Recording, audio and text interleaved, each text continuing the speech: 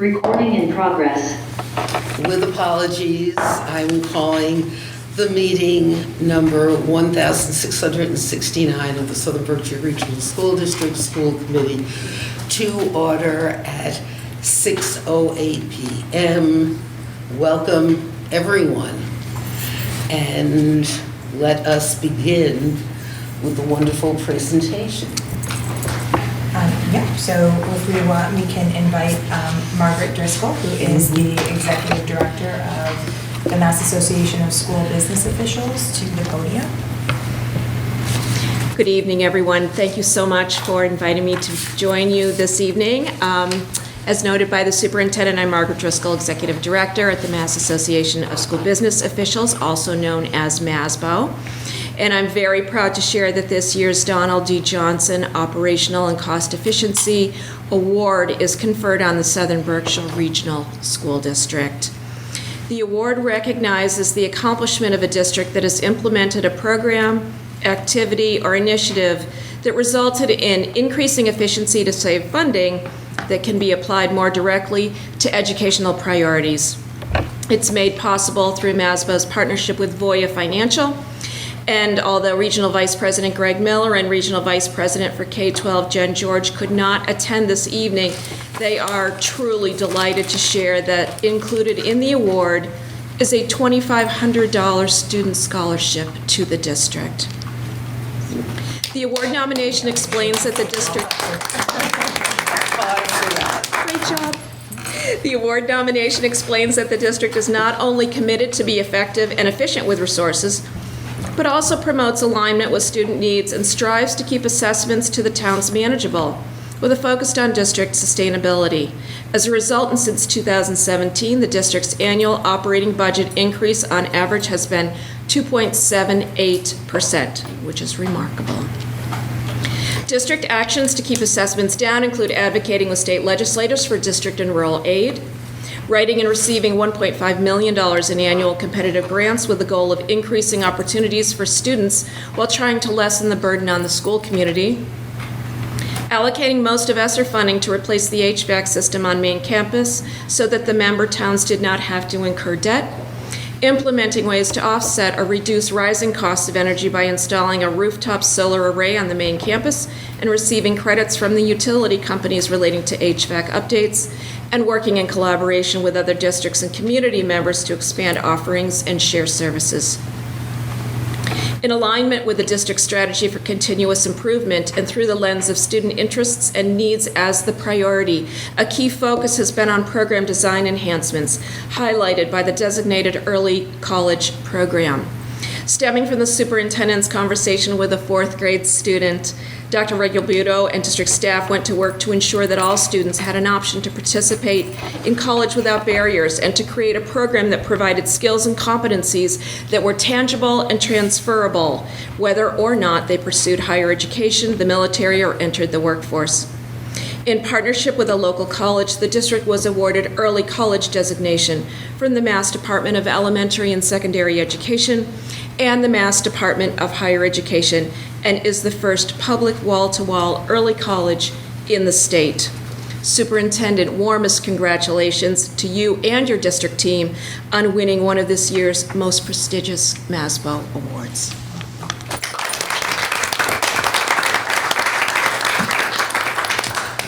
And we have a more tangible appreciation in addition to the generous check from Voya for you and the district. Thank you for that. So what? Yikes. I had the pleasure of. May I just get a picture? No, because I want all of you. Okay. Okay. No. I'll say why in a minute, but okay. We'll have one if you want.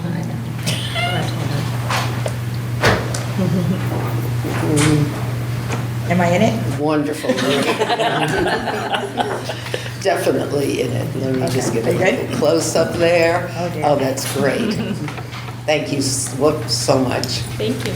Well, actually, the reason I say this is I had the privilege of accepting it on behalf, but this is a district award. This is because the school committee and the administrative team and anybody in the district has worked incredibly hard to do all of those things. So I would like to have everybody recognized and get a photo with everybody in this room who has been a part of this, because this is the hard work of this district, and I'm super proud on behalf of everybody. So can we do that? Of course. Okay. Let us do that. Okay, so where do we want to go so that we can get school committee and I Probably just think, right in front of this. yeah, Wonderful. gather. Okay, so come on in and we'll have someone can take the photos. Where are we going? Right here. Actually, are we just going to stand? No, we'll get in front of the table, or? I was just wondering if we should sit with people and then people behind them.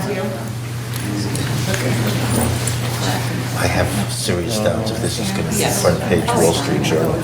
We were just going to go around the table, squish together all day. I was just saying, would it be easier if people sat and then other people sat and stood behind them? Oh, okay. Squish. All right, come on in, we need the whole district. Oh, are we going behind? What's happening? Squishing, everyone, squishing. Right there, David. Carl, can you join us? That was my point. Oh, I see, okay.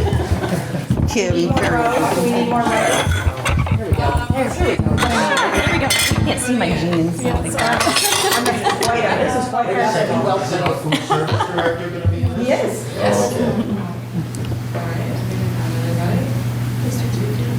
All right, 1, 2, 3, smile. Okay, one more. Right, 1, 2, 3. Good. Okay. Thank you so much. Thank you so much. Thank you very much. Really appreciate it.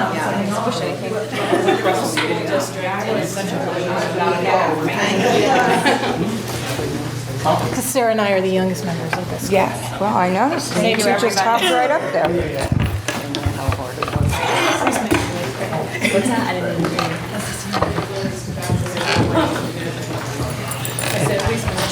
I think I might actually be the youngest.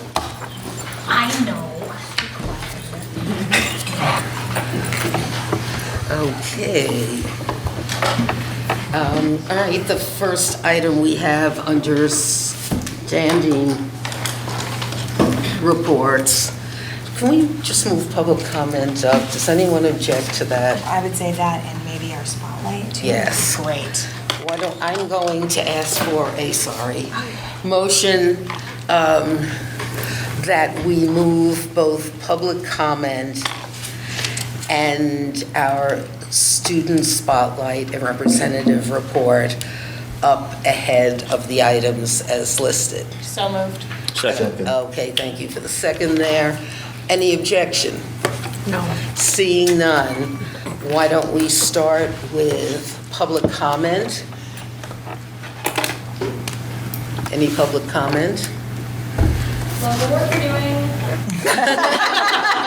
You can say that from the podium.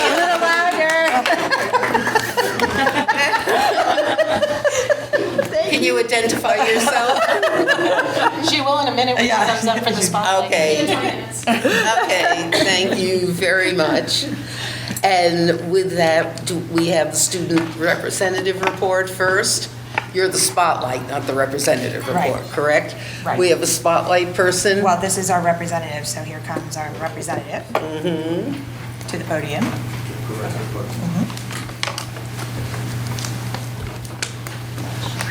Oh, we know this young lady. Hi, everyone. I'm Michaela Carpenter, and I'm the junior school representative. We recently haven't met like the whole school committee in a while because this past month has been crazy. We had finals week for seniors, so all the double periods messed everything up, and then just the seniors awards night, graduation, all of it. We're meeting in like our small little grade groups, so the 5 people on the school committee in each grade, and we've been talking about what we're planning on doing for next year. I know that the sophomore class right now is planning the 7th and 8th grade dance after the 8th grade recognition night, which is in a couple weeks, I believe. And Next week, I heard from Yes, next Wednesday.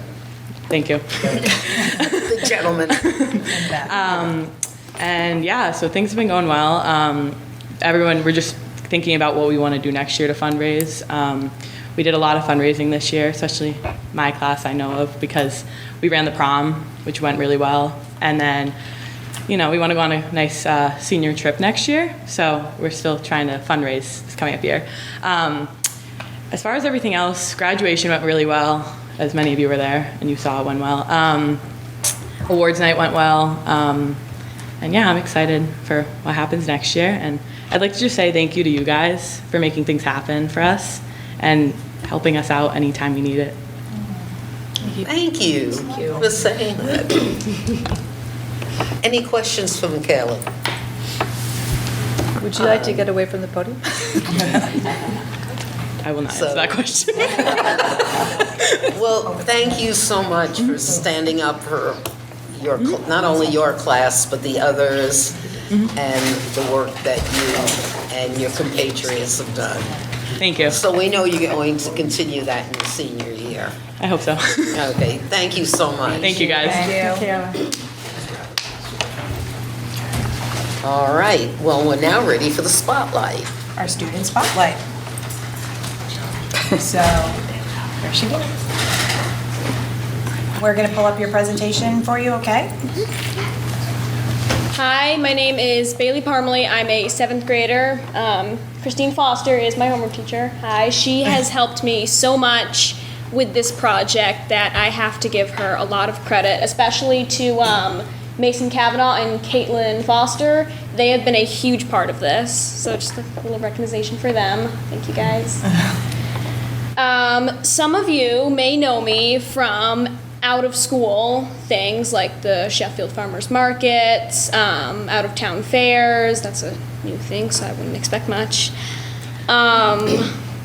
But no, so FFA Junior was a little idea I had this year for middle schoolers because I myself wanted the experience a little earlier. So I decided, why not everyone have the experience if they want it? So I decided, with the help of Mr. Carpenter, and Ms. Foster, to get the program started. This year, when we started, our first thought, okay, we'll just meet a couple times at lunch, take it slowly.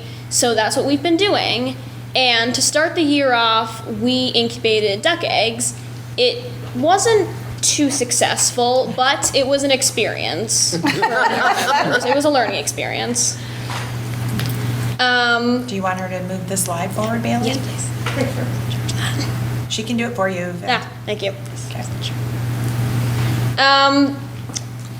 The FFA is, and there are a lot of terms for it, schooling program, training program, all of which the same meaning, however you want to word it.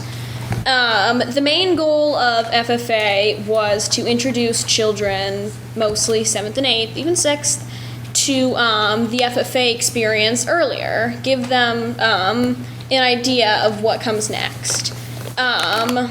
I recently learned this term this year, thanks to Beth. I can't pronounce her name. I'm It's sorry. okay. You can just say Dr. Bates. Fine. Thank you. Know your school, peers, and community. I think I said it in the right order. That's good. I have taken that saying to heart, and I think that was what really sunk in when I started this club. Like, it's all, not only are we raising animals and going to public outings, we are having an experience of making friends, lifelong friends, maybe even, to aid us in the future with whatever comes next. Yeah. Excellent. Most of our goals for the club is. Okay. Yeah. Can you see it? I see it. Yes. I see it. Our goal is to raise animals and, of course, to have other goals in mind. Some of our achievements that we did this year was the petting zoo on May 18th. I think high school and middle school that day was really able to make a connection with one another. We were able to experience what we do. We were able to be around lots of other animals, and like I said, our clutch, that's a group of duck eggs, it did not go so well, but thanks to Miss Foster and Caitlin, they were generous enough to bring in their 2 ducks, Turkey and Goose. Yes. And because of them, we were able to donate more than a box of popcorn. No offense, that was amazing. But in the future, we do plan to expand a little more past ducks as maybe chickens, sheep, cows, like our neighbors, maybe even goats and horses. When we started in March, I was originally planning on chickens, but Caitlin gave me the better idea of ducks, and I said, okay, let's do it. And like I said, learning experience, but at the same time, I also have to thank her, because without that learning experience, I probably would not have made the slide. But yes, we had originally 8 eggs, and 2, they were fully developed, but we had a humidity issue, so that was what the main problem was. We called the company. They were able to help us out nicely. And again, thanks to Caitlin and Miss Foster, we had ducks for kids to, pet and look at. As for the future, this goes a very long way. We hope to make personal connections, even community connections, with a lot of public places such as the fair, the high schoolers, Trunk or Treat, Greenagers, Sheffield Farmers Markets. Most of these people I and many others have connections with, which was what inspired these specific tributes to this community of ours. And I think because, as it says every time you go over the border, it's a right to farm community. And these generous people have made most of that, almost all of it, possible. Next slide, please. That's it. Perfect.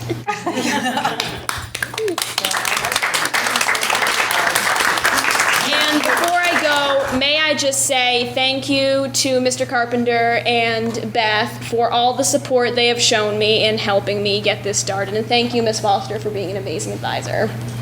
You're not, that's wonderful, but you're not getting away that quickly. Do we have any questions for our presenter? Yes. Okay. Questions? Nancy? So the FFA got started when my kids were in school here. I want to say somewhere around 2007, 2008, and I'm really excited not only to see that it's still going, but I'm really excited to see your enthusiasm as well as your understanding of the importance of programs like FFA.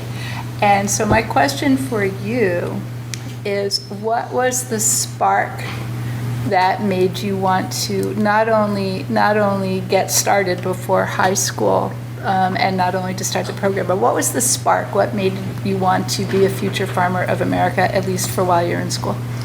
Well, there's a bit of a story to it, so everyone sit tight. We all know Tony Carlotto, right? He's my grandfather. Oh, yeah. I had his sheep. Okay. Oh, lucky you. I have his salts. Most of us do anyway. When I was really young, he had this goat. Her name was Beth. No personal, no connection, don't worry. Okay. And this goat, she was nice. I would go out there every day and I would pet her, I would feed her, and she's dead now, sadly. She rests in peace with my next 2 parts of the story, Lucky and Poppy. They were my 2 Nubian goats when I was in 5th grade. They passed away on September 19th, 2022, due to unknown reasons. And then my other goat, Lucky, died on January 11th, 2022. Those animals, they were my friends. They were brothers to me. They were my children at this point, and it was their memory that kind of just wanted me to like make a legacy. Is that children, as Mason and Caitlin here, we can do more than we think we can, and farming is that step. And it was really the memory of these beloved family, these brothers of mine, that made me think, okay, this is the time their legacy lives on. And of course today, their memory still stands. Their memory lives on.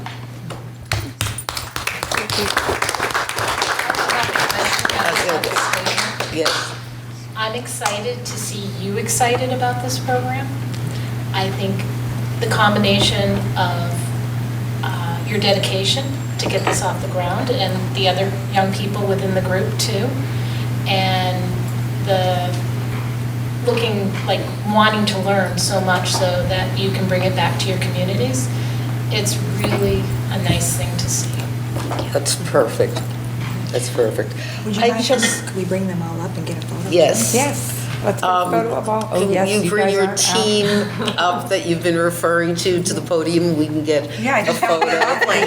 Look, we're really into pictures today.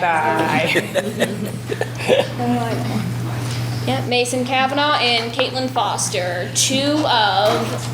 in my defense, two of my, I don't know how to word this, there's somebody else. Compatriots. Yeah. Co-workers. Okay, I love that, yeah. Why don't you come to the other side of the podium so I don't I don't wind up with a microphone in your face. Oh, that's a wonderful picture.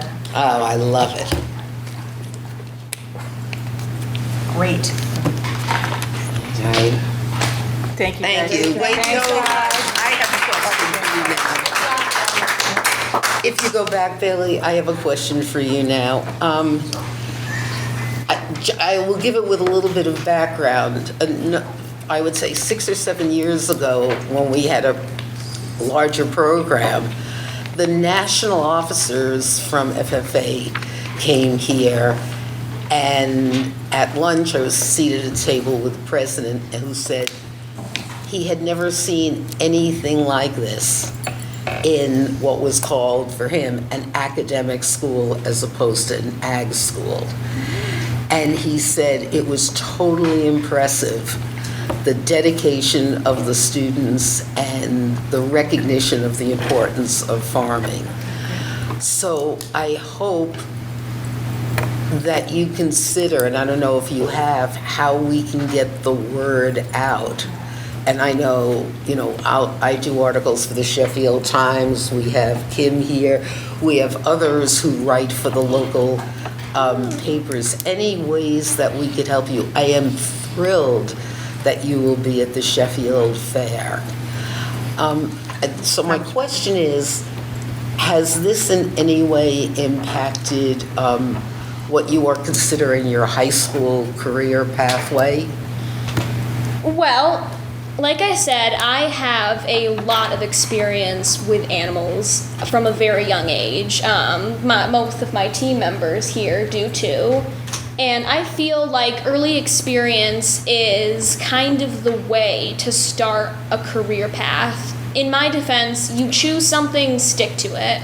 Just like band or choir, anything like that. And like I said, I have been very fond of things like chickens, goats, horses, giraffes, sure. I've been very fond of farming and animals as long as I can remember. If you go into my house, you will see so many paintings and pictures. It's not even funny. But I feel like giving like young kids like Mason, myself, and Caitlin like a shot at this early in life, it can really make an impact as far as experience and knowledge goes. So I feel like having an early education in this stuff can really aid them in future times. That's wonderful. And with Dr. Rigobuto's forums, and there are ways for you to bring across ideas that you have even beyond this. And I know you're really not a 7th grader because you are way too articulate. not to be at least a sophomore in high school. Sadly, I am a seventh grader. Well, it gives you more time to shine with us, to shine. So thank you so much for this. Yes, and just following up on what you said about getting the word out, a few weeks ago, I emailed Tara White from the, I think it's Tara New Marlborough. White, from the Sheffield Times, a little article on a little side business I've had for about 2 years, Bailey Spice, I do my little things. And I made sure to mention the FFA in there. Great. Good for you. Now, So- just so that you know, Tara does, for our Sheffield Times, the advertising. So what, if there's an article, et cetera, you want to get that to Andrea Scott. And if you have any, just email it to me and I'll make sure she gets it. Yeah, and you can send them also to Monterey and to New Marlborough.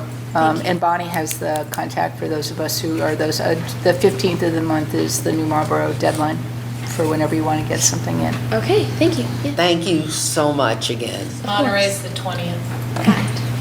We'll let you, we'll use your school email and we'll get her the information. Yes. Yeah, of that'd be the great. different dates. Thank you Name does so not much. apply. Parmley does not apply. We know.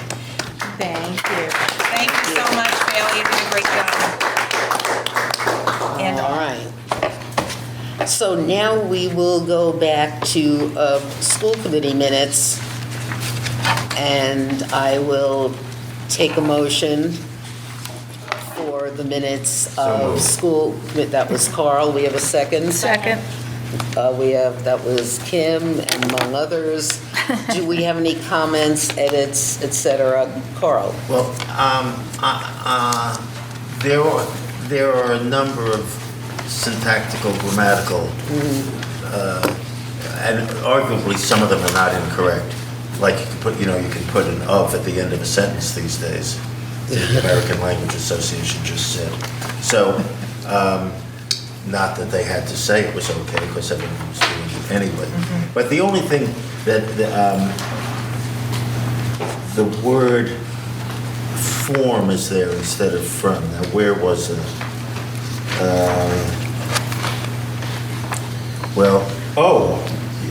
I don't know where it is, but In that case, Michelle, can you do a search and change that? I'll find it. Okay. Also, there's one more thing. This is nitpicking. I'll only nitpick once in this. Oh, no. Benchmark is one word, not two.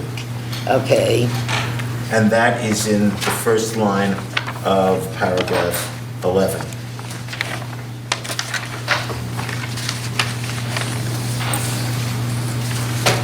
Oh, here it Benchmark, is. you're right. The penultimate line of paragraph 10, it says updates form the principles.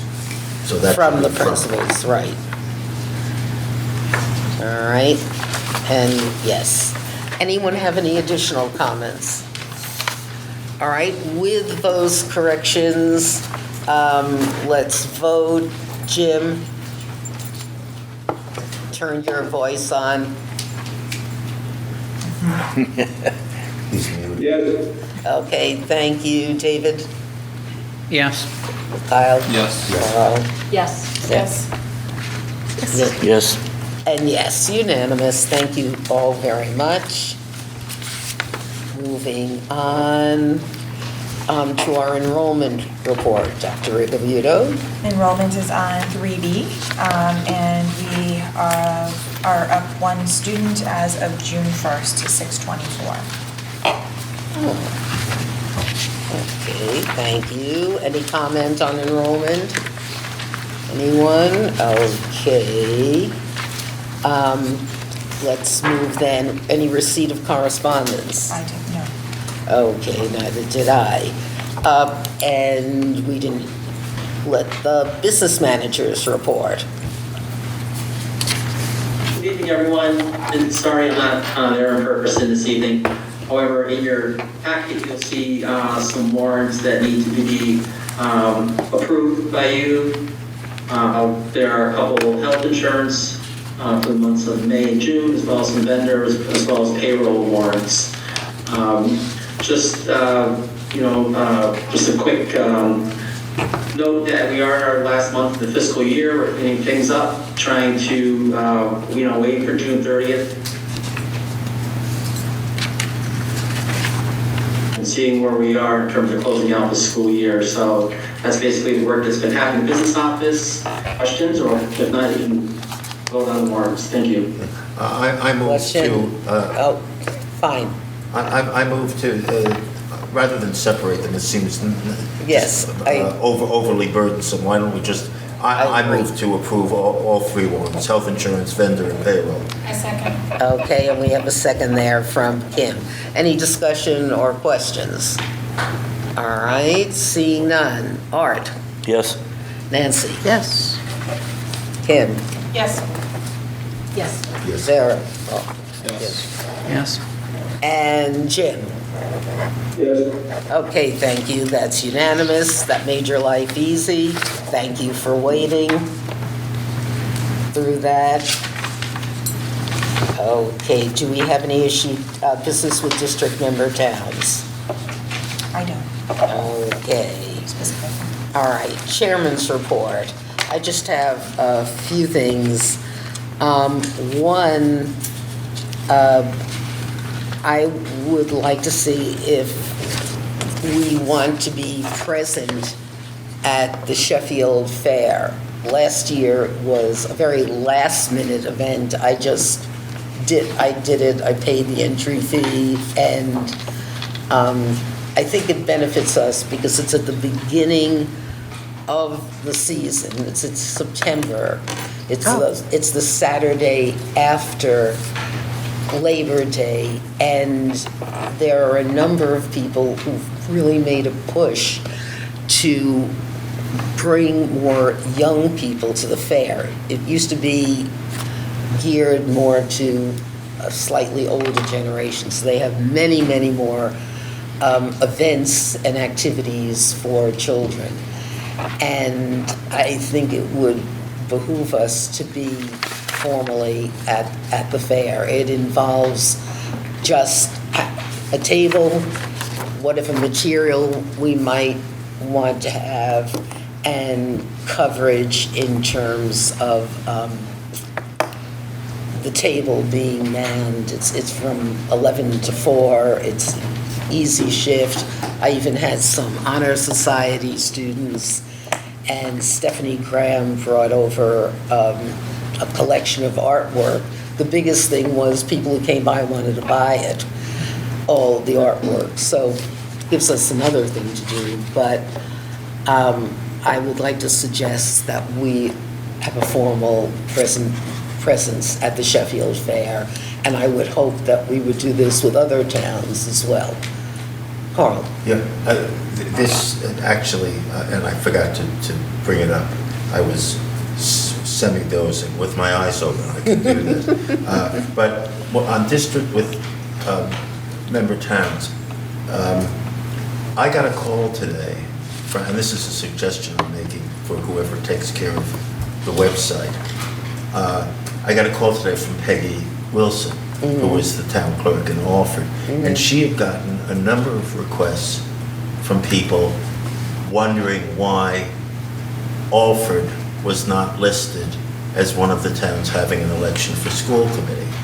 And of course, there's a reason, because I was elected for a four-year term in 22. Right. And you're not up till 26. yeah, so it's going to take 2 years for 2 more years for people in the district to voice their dissatisfaction with me.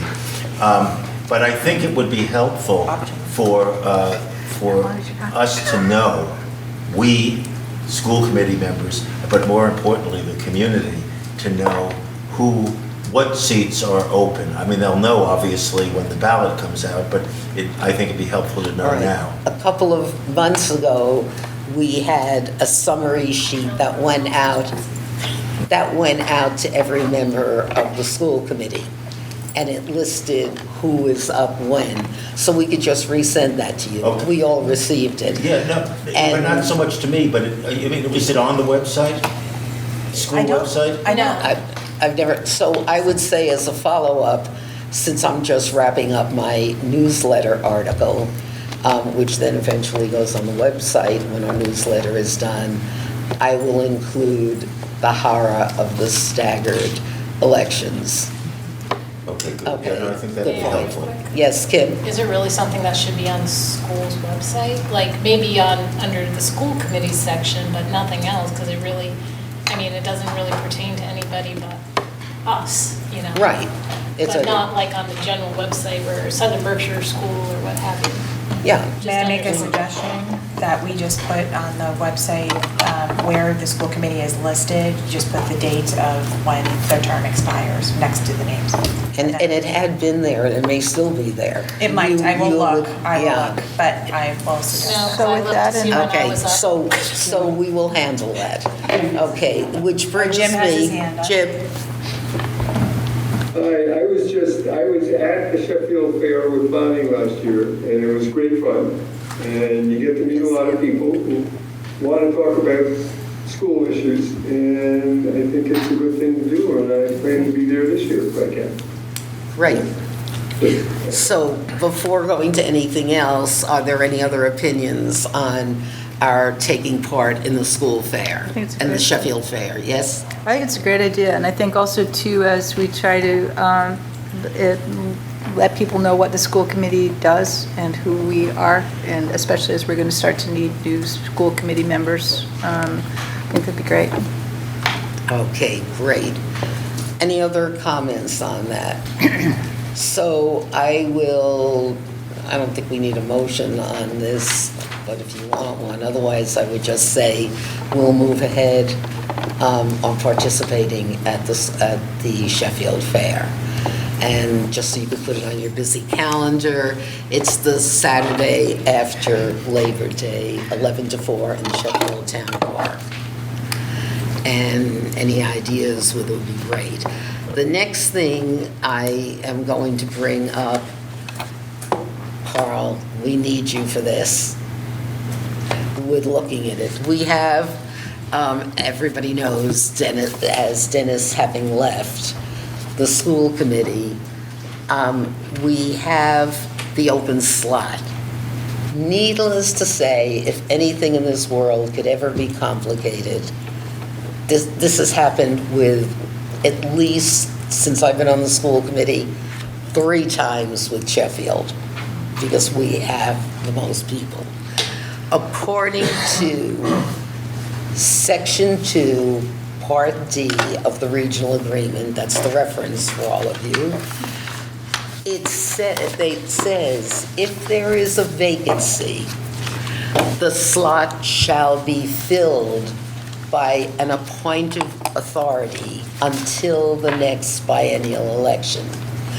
The appointed authority in each town is composed of the members of the select board plus the remaining members of the school committee. Now, if Carl were to decide to leave, or Kim, there are no remaining members of the school committee in that town. So in your 2 towns, the select board becomes the appointed authority. In New Marlborough and in Egremont, there would be 1 person, if someone leaves, plus their select board. That becomes their appointed authority. In Sheffield, there are 3 remaining members of the school committee, plus the select board. That is the appointed authority. Seems really simple. You advertise, it must be posted for 2 weeks, and you then have people who submit that they would like to have the illustrious position of being the 4th person on the school committee. A wrinkle. It appears that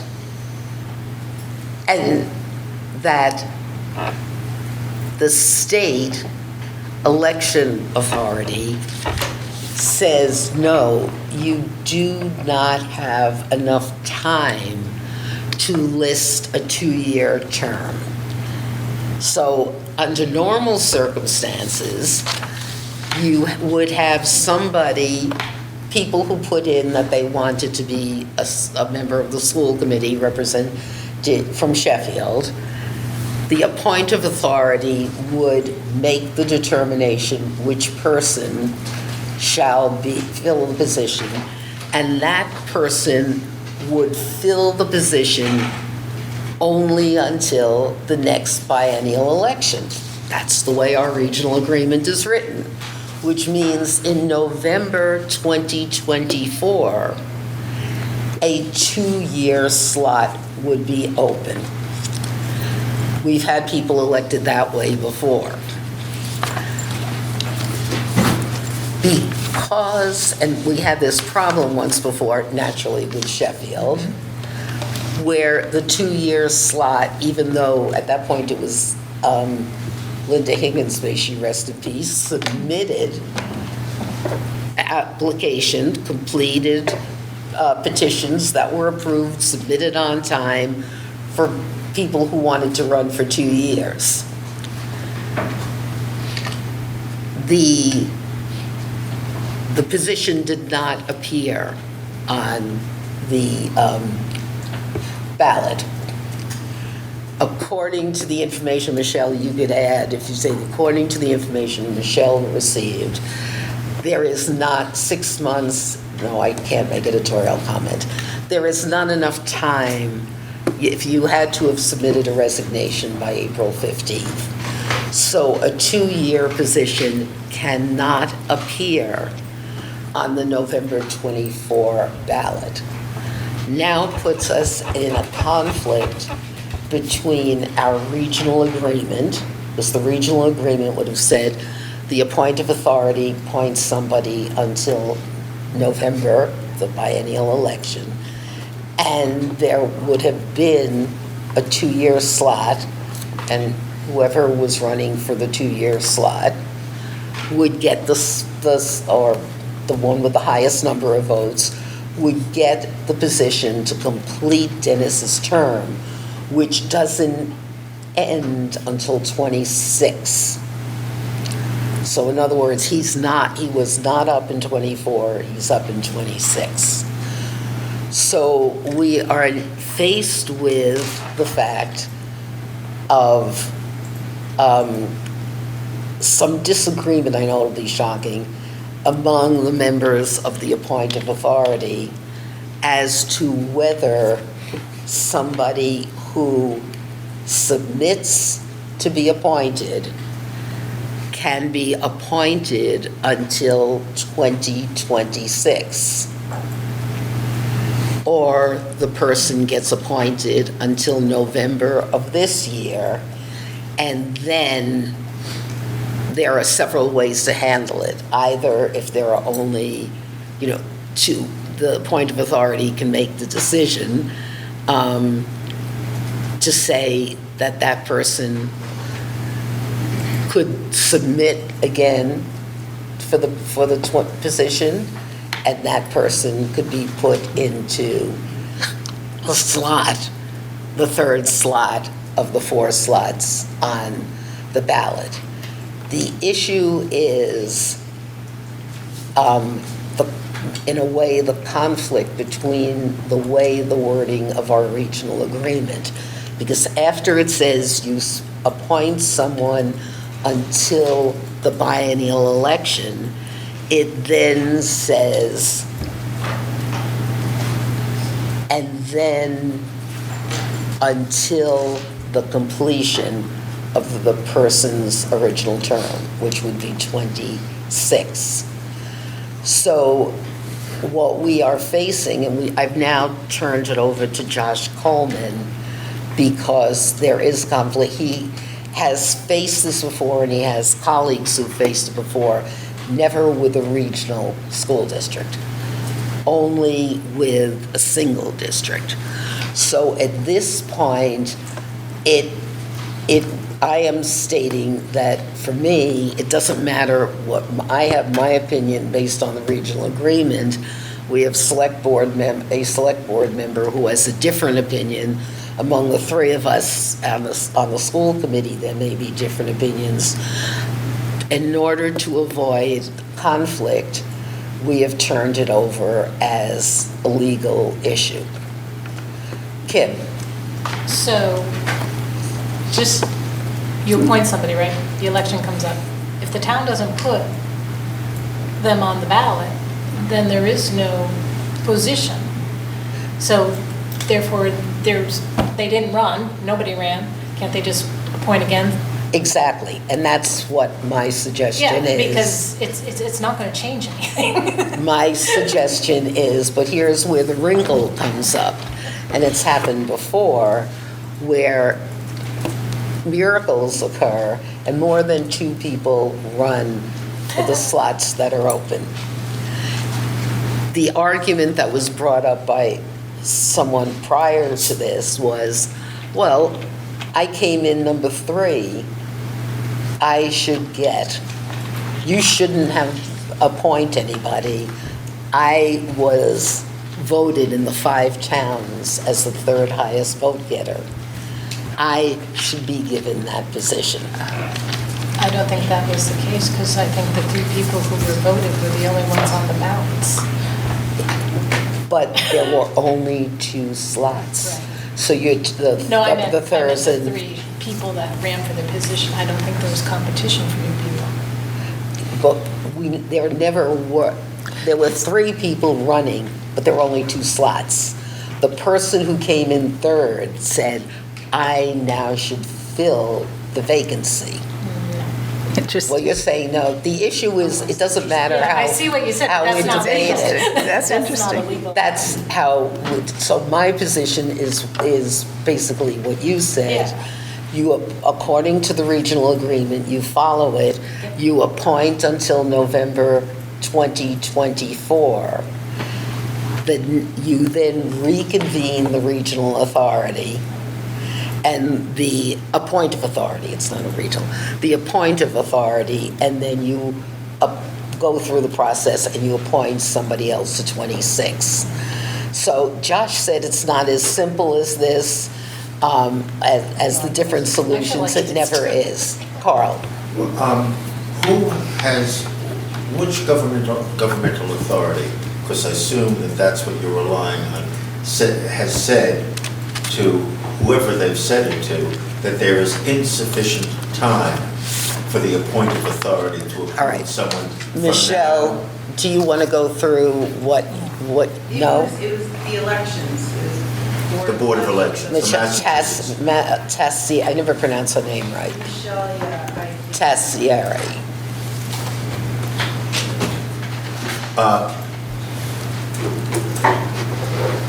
Well, presumably, that, I'm not going to read this word. I wouldn't, yeah, but I'm just saying. Yeah, okay. Presumably, the problem that you're facing is that if the person at the Board of Elections has presumably spoken to the Attorney General's office. We don't, that's why, one of the things Josh is following up to find out what the chain was and whether this is a single person's. Well, it seems to me that one of the risks of doing it, of appointing someone, even though the Commonwealth is saying that you can't because of the time frame, is that they could void the appointment. I mean, they certainly can do that. They can say it didn't comply with election law, and our election law, Commonwealth election law, as is usually the case, trumps. Oh, I'm sorry. Supersedes? Yeah, supersedes the regional agreement, because this is a law in the Commonwealth. So, I mean, the easiest option is to leave the spot vacant until November. Oh, is there not enough time for the person for November to submit? Exactly, that's what it is. Yeah. Nominating petitions. Exactly, and a 2-year. Why is that? Because it's under the Because- 6 month. Because I have my papers. No, none of us. It doesn't, truthfully, to me, it doesn't make sense, because the opening to take out positions for the people who are up in November hasn't opened yet. I know. So that's where you're at. David? It seems to me, since the Board of Elections has said that we can't put the position on the ballot, then any appointment we make now would be for through the 2026 term. Right, I know that that's your position. That doesn't comply with our regional agreement, and that is why, so we don't need to debate it. That is why we are having our lawyer, who has dealt with this before, deal with exactly that issue, because there are people who are saying just a point now through 2026. So we could argue until, well, the sun is going down. It is a case of getting a ruling and also getting the other background information. David, did you want to add to that? I guess no, because we don't have a ruling from our lawyer, and that is much more valuable than my assessment based on Carl's opinion that the state law would trump it. Yes, Carl. Well said. There's an interesting point, and that is, if either him or I would retire prior to the end of our term, let's say on the same date that Dennis didn't. I resigned on May, whatever it was that Dennis resigned. Mm-hmm. The state says that the appointive authority, which is in this case the Alfred Select Board, cannot appoint someone. Then they can appoint someone to until the next biennial election, November 24. No, they can. They can between now and November 2024. So I'm confused. The issue that our regional agreement never dealt with and doesn't deal with is the fact of the gap, the timeline, so that if anybody's planning on, God forbid, dying or moving or resigning, they have to do it before. We have to schedule it. Before April 15th of the year of the biennial election. It's fine during 2025? Yes, you can do it during 2025. You could do any of those things. Yeah, so you gotta be kept on life support. Right, exactly. So we are waiting for a response for what Josh is looking into, and from the letter Michelle received and the correspondence, he feels there are a couple of gaps that he wants to clear. Kyle? Don't they have special elections all the time for governmental they seats? do, not for this. Couldn't they just have one? Well, can't they put like a little addendum or something like that for special situations? Well, I will tell you this. We got away with it once in Sheffield a number of years ago, where there was something where there was a notice when you went to vote. But then again, the other 4 towns don't know, because remember, we elect people across 5 towns. And I guarantee, Kyle, no town is going to pay the money for there to be a special town meeting for this one position. So question. Yes, question. Does it affect, so if we unwittingly screw up, or if Sheffield unwittingly screws up and someone is appointed, and I'm sure it won't happen with Josh's work in there, but does that then affect the decisions that we make as a school committee if they're a voting member? If they're a voting member, yes. So in other words, whoever is appointed by the appointive authority, we're totally okay until November of 24. Until November 24, that could be done. But it also impacts a couple of people who were thinking about running, and they don't want to get caught up in the midst of this whole thing. So you didn't hear from Josh today, did you, on this? That's what I saw. He forwarded me something today, but I haven't read it all. Oh, okay. I'm sure it's what you're saying. He's still looking. He sent it to both of us, so it came later. Right. So as soon as I hear anything further on this, I will let you know, and I will let you know the status in terms of Sheffield, yes. So Select board. whenever this gets ironed out, we need to change the way where it states in the regional agreement. Exactly, Oh, okay. exactly. So that's a policy change? Which is why we have the Regional Agreement Review Committee. I know there's other parts of it, but this, unfortunately, this also temporarily had become an issue when, unfortunately, when Janice passed away in Egremont. So it does become an issue, and we will have to get clarification, but just so that you are aware of that. Okay, and my other one be comment for those, Kim, who and Art, who were able to attend the graduation. It was an absolutely wonderful event. The students, they were originally worried because they were a small class. Oh, graduation's going to be 15 minutes and everything. The award ceremony was spectacular. The graduation, the families all appreciated it. I don't know if it came to you, but loads of people came up and was saying how wonderful it was. And someone noted, one of our longtime graduates, he said, I can't believe, how full, it was more than half full, the shed, and the kids were spectacular.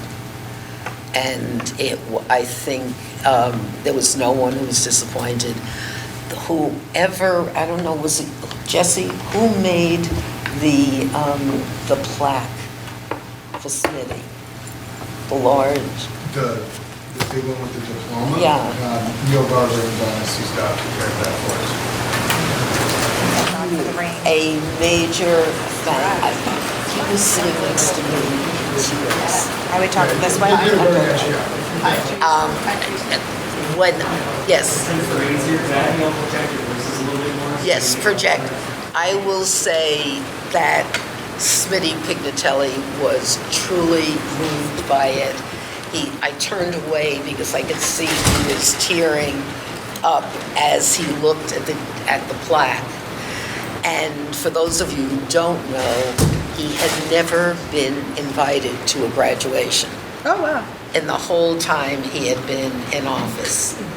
And he just really was wonderful, and every bit of it worked out perfectly. I have not heard one, oh, by the way, you should have done this. It's all been incredibly positive. So thank you for those who were able to show up, and thank you for the others.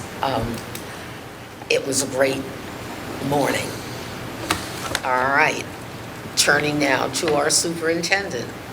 Okay, so I'm Proud. Our proud recipient, yes. So I am going to keep this very short so that we can get to lots of great reports coming up.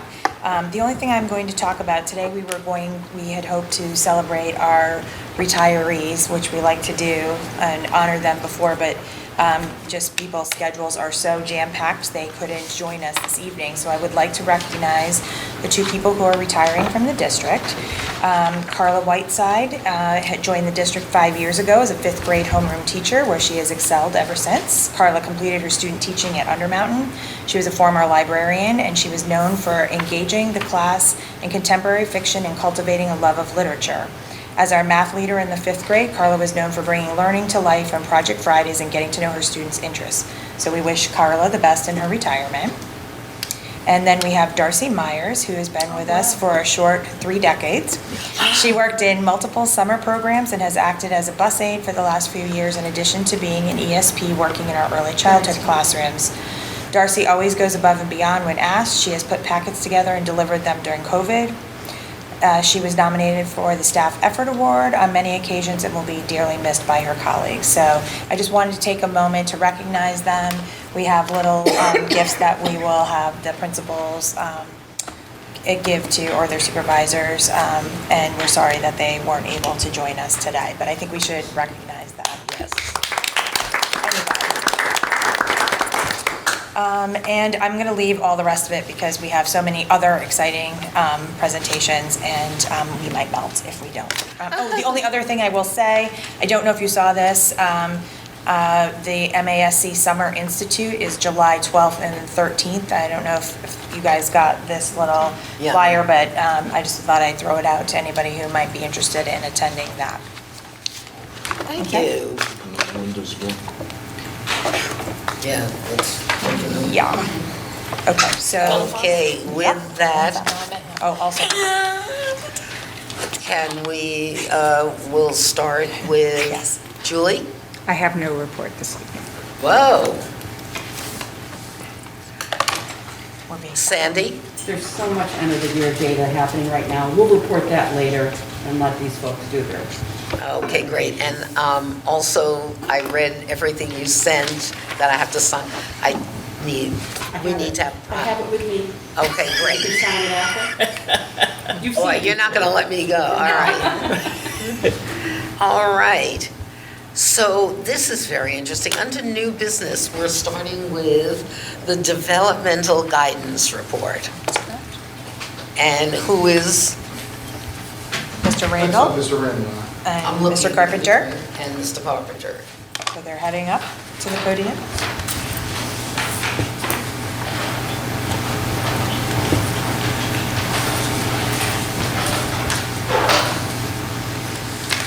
I love our camera person.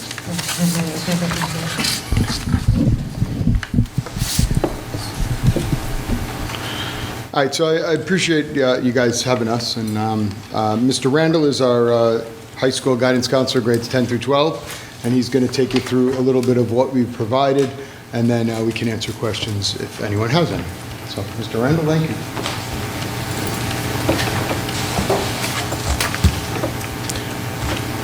So Mr. Carpenter asked me to put some information together for you, and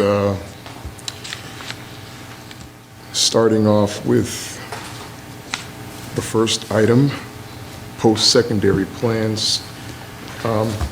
If you look, our number of graduates, 29, and of the 29, 48% will be attending a four-year college. Moving over, we have 14% of our graduates going to a two-year, and then trade tech programs, 10%. We had a couple of students that will be going off into the military, and that 7% of our population. We have 17% of our population moving right into employment, and then lastly, prep school, foreign exchange, or /other, 3%. The next item you may recognize our class of 2024 graduates. And you can peruse this to see individually what their intentions are as they move along.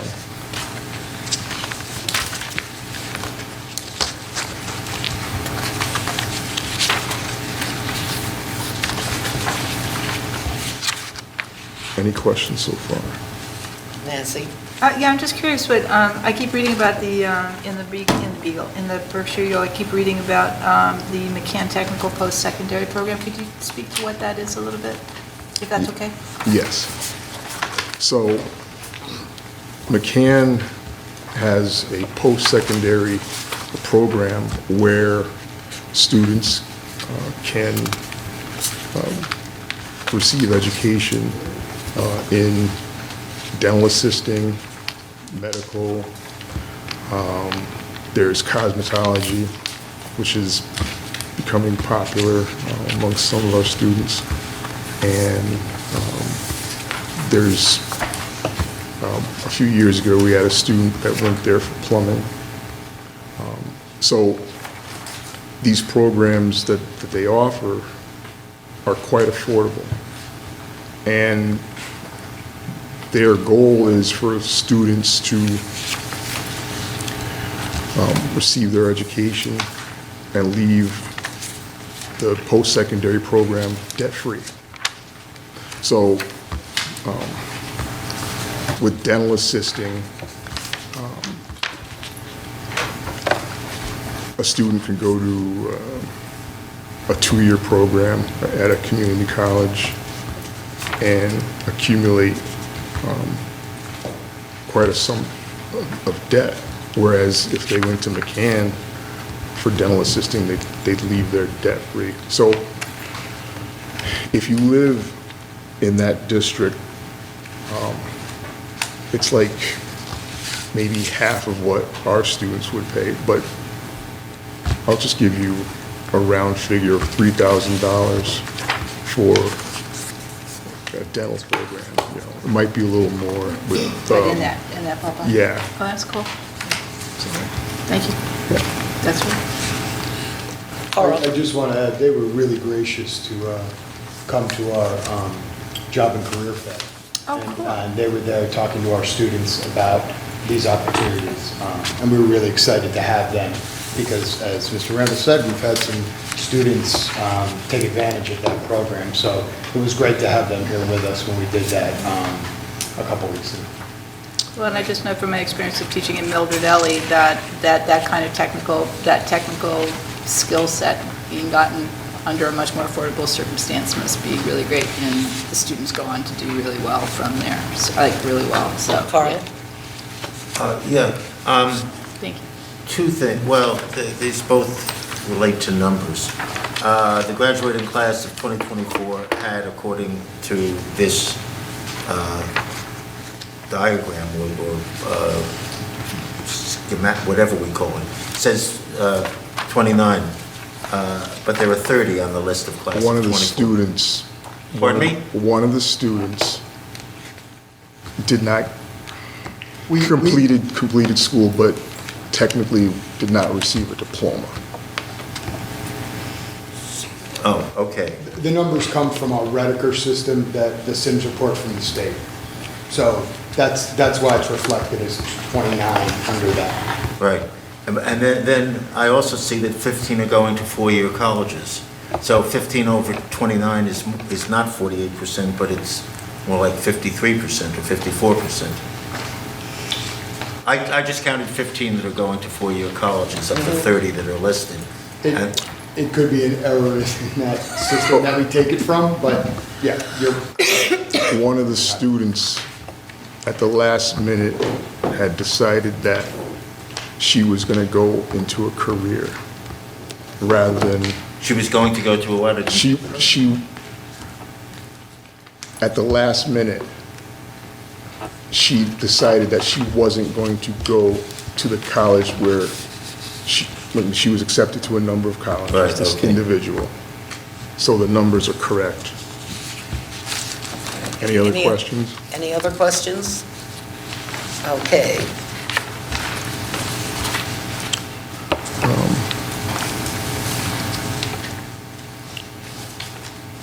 So Mr. Carpenter numbered these. Students of the class of 2024 gained acceptances to a variety of colleges and universities. And then there's a listing of the schools, 5 and 6.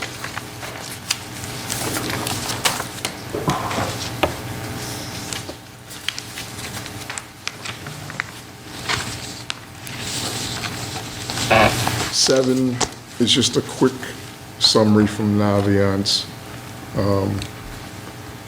And I would just draw your attention to the acceptances of 126. And then it talks about regular decision and early action.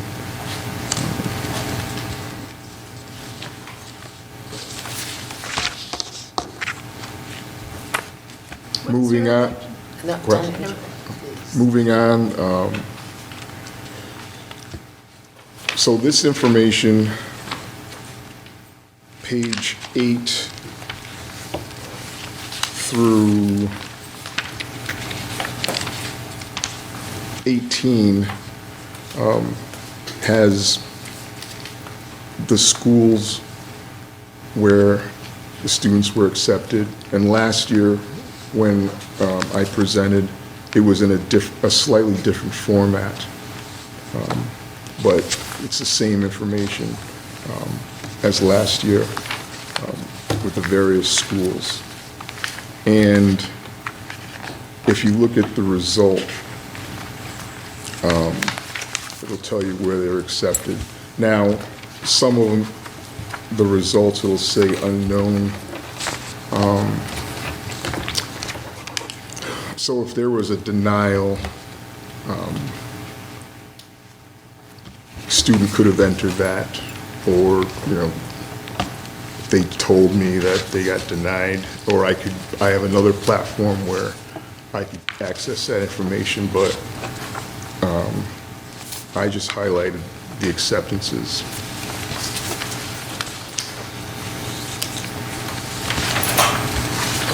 Nancy? Oh, sorry. Snappy. Okay, I have a question here in terms of, is there a way that you can aggregate this so that, you know, we don't, instead of going through 10 pages, if we had, you know, you see like Westfield 5 or 6 different times, is it possible to have a sheet that says, you know, 6 applicants to Westfield, 2 accepted, 2 unknown, 1 rejected, and you know, related in a way. For me, it would be a more useful tool than just go page by page of not, you know, no, I don't know what I'm looking for. We use that system to show you just the clusters for each student. So, like hypothetically, page 1, I think was 3 students. Like that was the list of every school for each student. We just redacted the names because obviously in some cases it might say declined, and we didn't want to publicly share that information. Exactly. That's a question that we'll look into. I don't know if the Naviance platform breaks it out like that. Most of what Naviance does is it's indicative of the individual student. So, you know, when we compile that report, it takes everything we have on each student. Similar in the way that we talked last year about MyCap, you know, the plans that we have kids put together. Naviance is a platform for each individual kid. It doesn't, in some cases, give us a whole lot aggregated like that, but we'll look into it and see for next year. Only because what I've seen, and it's more anecdotal than I could turn for total facts, is that there's been a changing pattern over the years I've been involved in where students are applying. So, not that they had the option this year, but you know, when I first was on the school committee, you would think that, you know, we were the pathway to St. Rose, because you looked at the board out in front of guidance, and it looked like every student was either going to BCC or St. Rose. Now the picture has really changed. I mean, we've had Skidmore acceptances.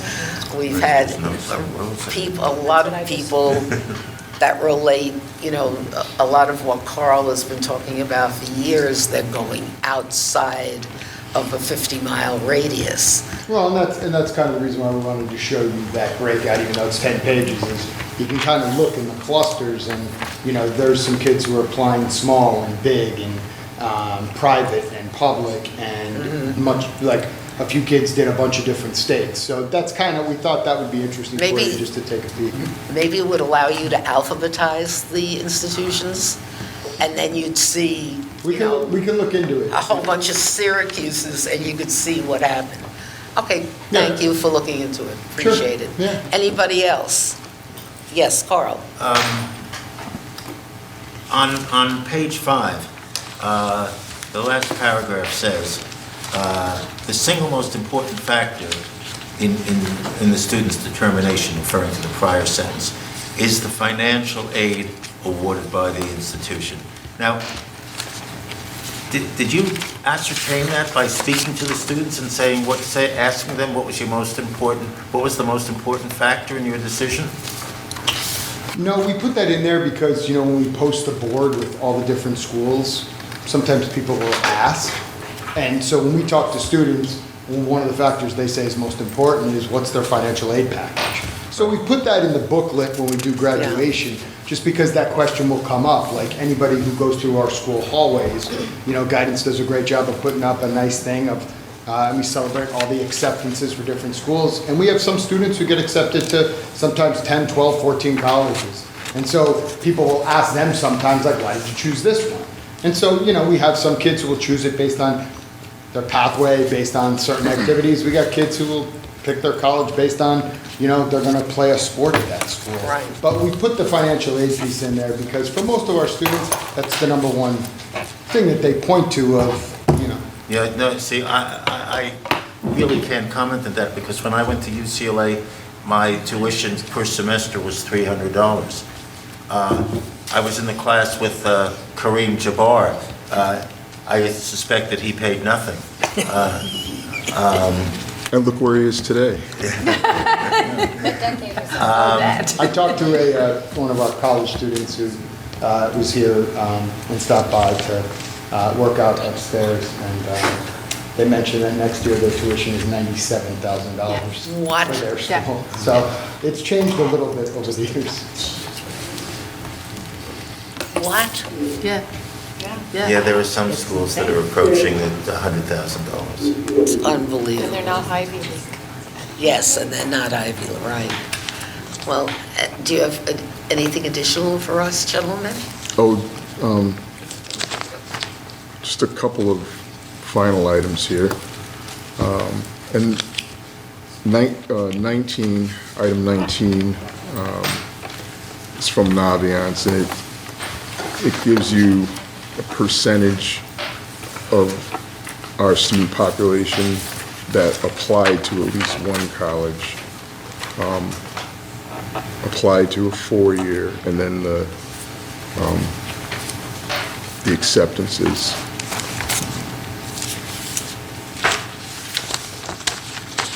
This year,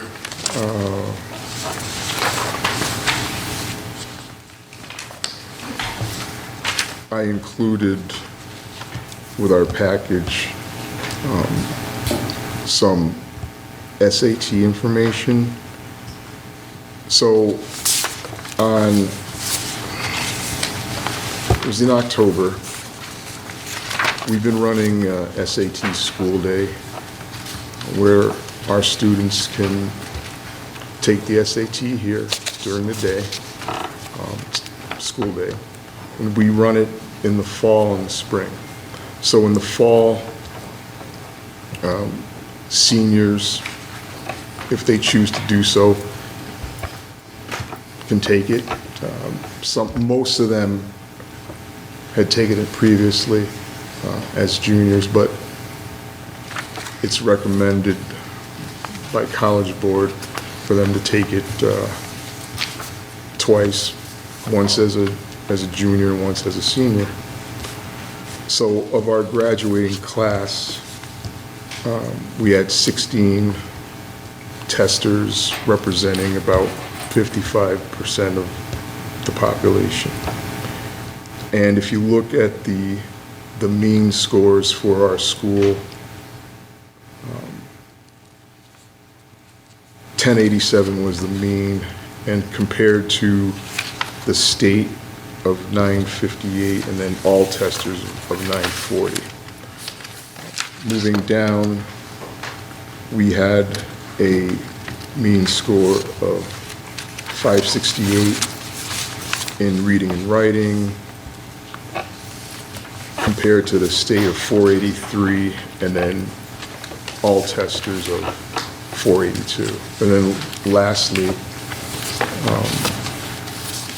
our students from the class of 2024 in math had a mean score of 519, compared to the state of 475 and all testers of 458. So, and there's other charts that I didn't include where you could break it down by the population.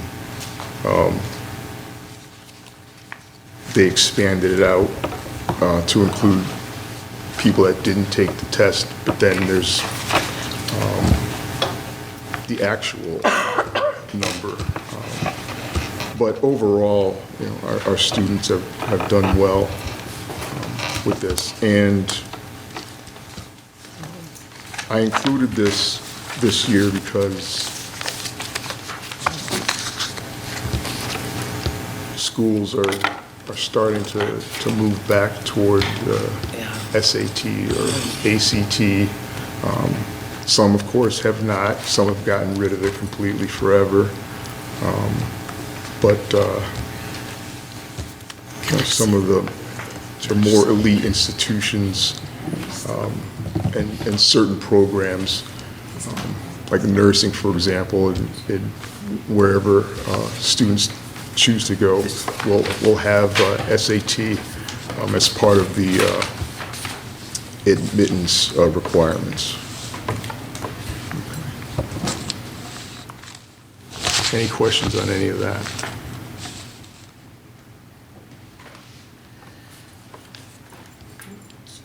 Bonnie? Not on that, but the question is, have you done anything to get on our alumni completing college after 4 years, completing college after 6, employment, anything like that? Because I know your alumni network has grown.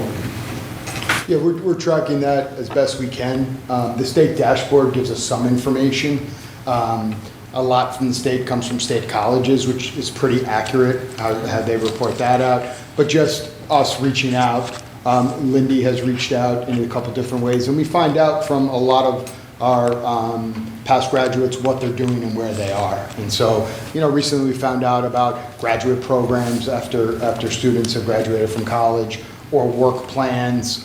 We put out constantly to alumni, share with what you're doing. That's how a lot of times we get people to come back in and talk to the students right around the holidays about you know, their experience after graduating, and then we have a panel where we have those former students talk to the kids. We had a great one this year that included a wide range of grades. You know, some years it's mostly people who have just left here and are in college, and you know, obviously part of their motivation is to come back and see their friends and stuff like that. But we had you know, some people in their 30s and 40s who had graduated years ago who came back, and it's just a really great experience. You know, not speaking as the principal, but as a parent, I'm really appreciative of some of these things that you know, guidance spearheads for the kids to experience. You know, our push with MyCap. You know, my youngest child talks a lot about some of the interest inventories, things that he may be interested in, a lot more than my older children did, because we didn't have MyCap then. And so just some things like that, the job and college fair, some of the field trips we put together to get kids out to see some different fields that they may want to go into, some trips to BIC and Pittsfield to meet with industry leaders, our work with Innovation Pathways, and some of the connections we've had that way. And you know, Mr. Randall puts out every year to families, especially in the junior class, do you want to come in and meet and talk about future plans? And you know, we would love to get every single family in. We get a lot in. I know as a parent, I was really appreciative of sitting down with my second youngest and listening to her talk about maybe what she wants to do and possible colleges and possible professions and stuff like that. So, you know, we're trying to meet the needs of all students and all families, because it's getting really overwhelming for a lot of people when you start talking about college and the cost and professions and what's my best pathway to get there, and we're trying to get people to look at the program of studies and really start making those decisions early on, as early as 9th grade, like, hey, I might be interested in this, I want to try that. And I think we're making progress in the sense of, starting people on pathways that they might be interested in. And as Mr. Randall said, we have students who change their mind all the time, and, students who have this plan, oh, I'm going to do this, but no, I'm going to switch to this. And we try to support them in those decisions. Apropos of what you just said, from a couple of the graduate forums and the TAC back, just throwing it out there, inviting parents of, sophomores, juniors, seniors, if they can come. It's a lot that you learn from the students who come back. Thank you. Anybody else? Just to touch on something that Mr. Carpenter said, with the career and job fair that Mr. Carpenter has supported and encouraged. We've had, I had some of my former students last year that came and, set up a table, and they connected with our present students, and I had a few others that have expressed interest, students of mine from, way back 20 years ago or so. And, now I'm starting to get, their children. When I kind of made a vow to myself years ago that I wasn't going to be grandpa in the classroom, but I'm grandpa in the guidance office, so it's a little different role, but I enjoy it. And I mean, I'm going off topic, but the best thing about this job is seeing the students go off successfully, and every once in a while I'll hear from some that will let me know what they're doing, and basically that's what it's all about. I'm sorry I went off topic, but I just... That's okay. Go. So I need to make a comment along those lines, having been the mother of one of your students who stumbled, you too, thank you, Jesse, stumbled out of here somewhat awkwardly. The effort that you guys put in is still under conversation about how well he's succeeded as an adult, and as he's come back to Massachusetts he started his own business and all that, and thank you. It's to the efforts that you guys made to help him stumble out somewhat confidently, and thank you. That's awesome, thank you. That's great to hear. I'm glad he's doing it. Yeah, it's really cool. You should see the excavator. It's beautiful. It's in my backyard. Okay, thank you very much. And really excited now, we have our food services report given by the head of our food services division. Hey, Jonathan. Who's quite familiar with the district.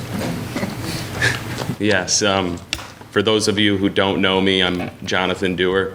I'm a 2014 graduate of Mount Everett, and I'm happy to be back doing this job. I never thought I'd be in food service when I left school, but I really enjoy it.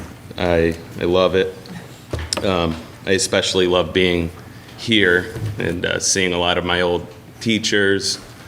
And I actually had Mr. Carpenter in, I think, like 7th or 8th grade.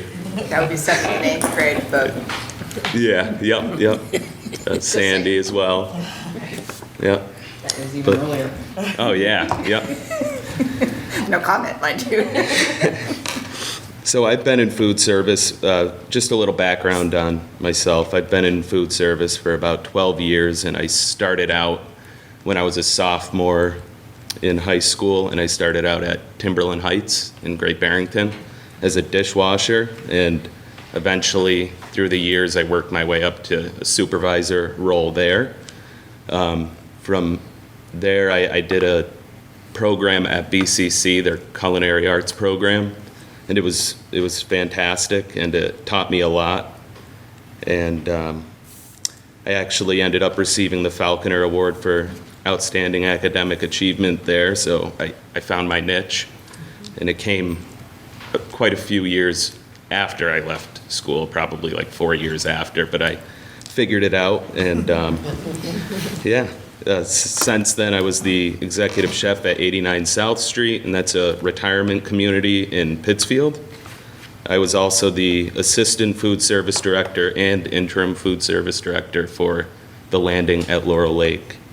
And then in September of 2022, I applied for the position of director of food services here at Southern Berkshire Regional School District. And here I am, and I hope to be here for many more years. One of my goals since I first started was to give the students more meals made from scratch and to listen to their ideas. I also wanted to introduce them to healthier foods and offer more fresh fruits and vegetables. Within the first couple of months, I brought back a full salad bar with a variety of options for the students to choose from. I added some new meals. Some of them were a hit, some of them weren't.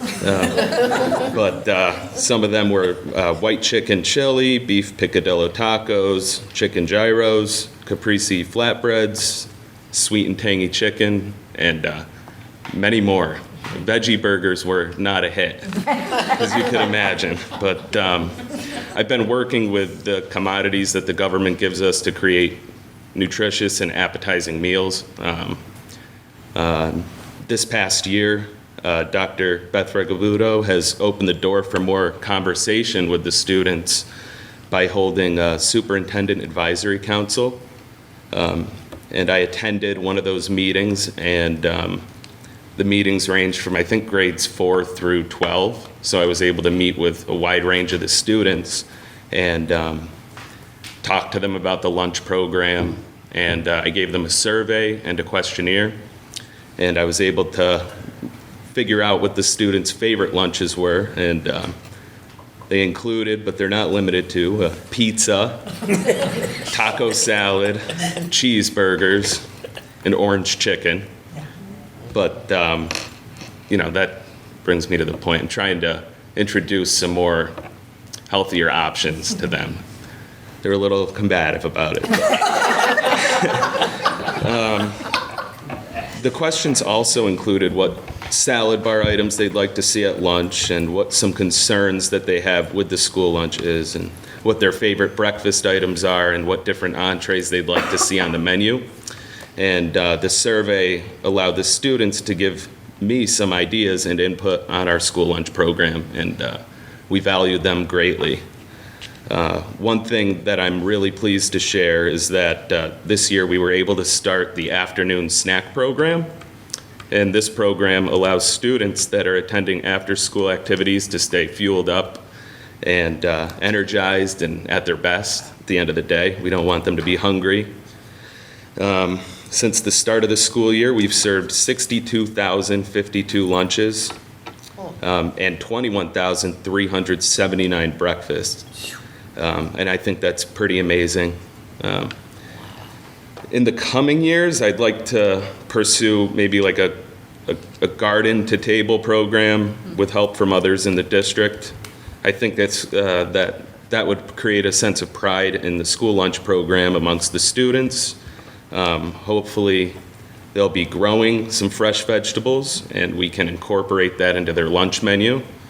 I know that Charles was in touch with Ariel from, she's the school programs coordinator at Berkshire Botanical Garden. So we have some things in the works, but so I'm excited about that. I've enjoyed the past 2 school years serving this amazing student body, and I'm eager and excited to keep serving them for many years to come. So that's all I have for you. If you guys have any questions for me? We have questions based on this report. Yes, always. Nancy? Anybody else before I do? How about, have you considered, or has FFA Junior considered working with you guys? You know, that's when I heard the presentation that immediately clicked. I was like, well, maybe we can figure something out there. And I'd love to meet with them and see what they think, because I know that they do a lot with the animals, livestock and whatnot, but I think a lot of farming has to do with food, obviously, and gardening, so something that we can look into and pursue. Yeah, I think It would be that's very cool. fantastic. I'm thrilled that you're going to do the garden. I mean, if you look outside that area, that was supposed to be a giant garden. And I know that we had some community people who in the past volunteered to assist, including Peggy. So it would be wonderful. We have a good part of this, unfortunately, with global warming, we have a good season for growing, and it would be great for the students to have that. But just please, if you start chickens again, do not tell us that it's part of the meal. Okay. Or name Yeah, we'll work on them. reviving those. I know that there's some raised garden beds, and Charles and I were talking earlier this week about that. So Trying to revive that. So if you've been reading my, which I'm sure you all have, Yes. you would know that there is an effort underway by members of this Superintendent's Advisory Council to form, and there's a subcommittee who is working on the community gardens, and we have also been working with Greenagers and other community people to do just that. And they have lots of ideas about how to grow their own food, how they're going to maintain it throughout the summer months, and maybe even have a farm stand or a presence at the farmer's market type of CSA? experience. Oh, yeah, we did too. So there's a lot of ideas out there, and we're hoping to partner with district-wide to make that happen. Great, wonderful. Coral? I have a suggestion for you, Jonathan. There's a one-word, I think, a one-word solution to the veggie burger issue. Condiments. Give them enough aioli, ketchup, mayonnaise, they'll like veggie burgers. We did like a Chipotle aioli for it. And the students who tried it, some of them liked it. They came back and wanted more, but I'd say a good portion didn't even try it, or, you know, Well, the it's a shame. mindset, because the mindset is that it's supposed to taste like a burger, which it doesn't. No, but they're good. But if you Yeah. put all the things that you put on a burger, you and maybe, I don't know, who is it? What's the, Beyond Meat? Is that what it's called? Yeah. Beyond Meat? It looks like a burger. And you can convince yourself that it is. It's called the willing suspension of disbelief. Okay, on that note. Yeah. Any other questions? Thank you so much, especially as a graduate who's now projecting what our students should do. Thank you. Thank you for having me. Welcome back, Jonathan. Thank you. Jonathan. Thank you, Jonathan. Thank you. And summer meeting schedule?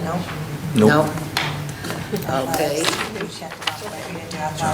Okay, and let's go to the athletics report. Substituting. It's changed tremendously. And now he's turning into Coach Carpenter.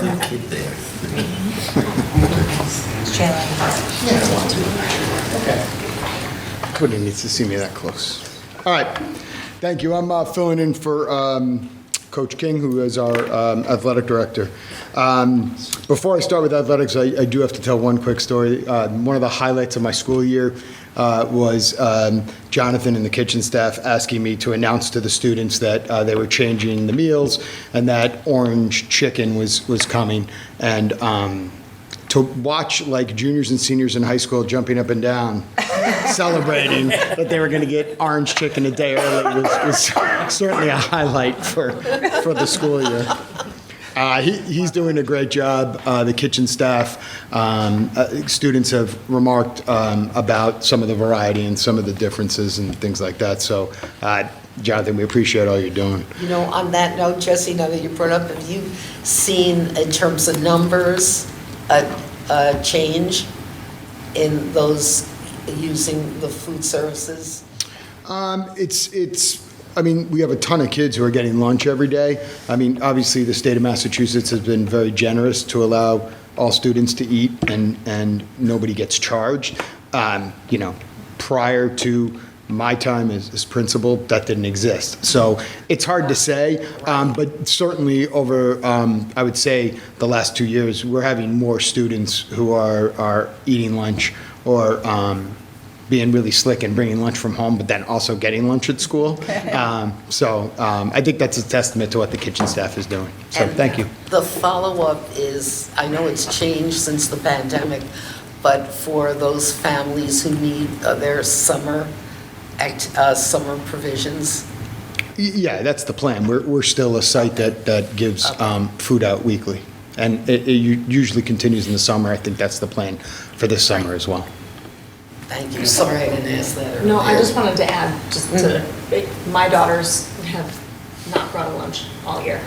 So they're eating here every day because of the variety, and they might not really like the main meal, but the other variety, the other things that you're offering is, so they eat here every day.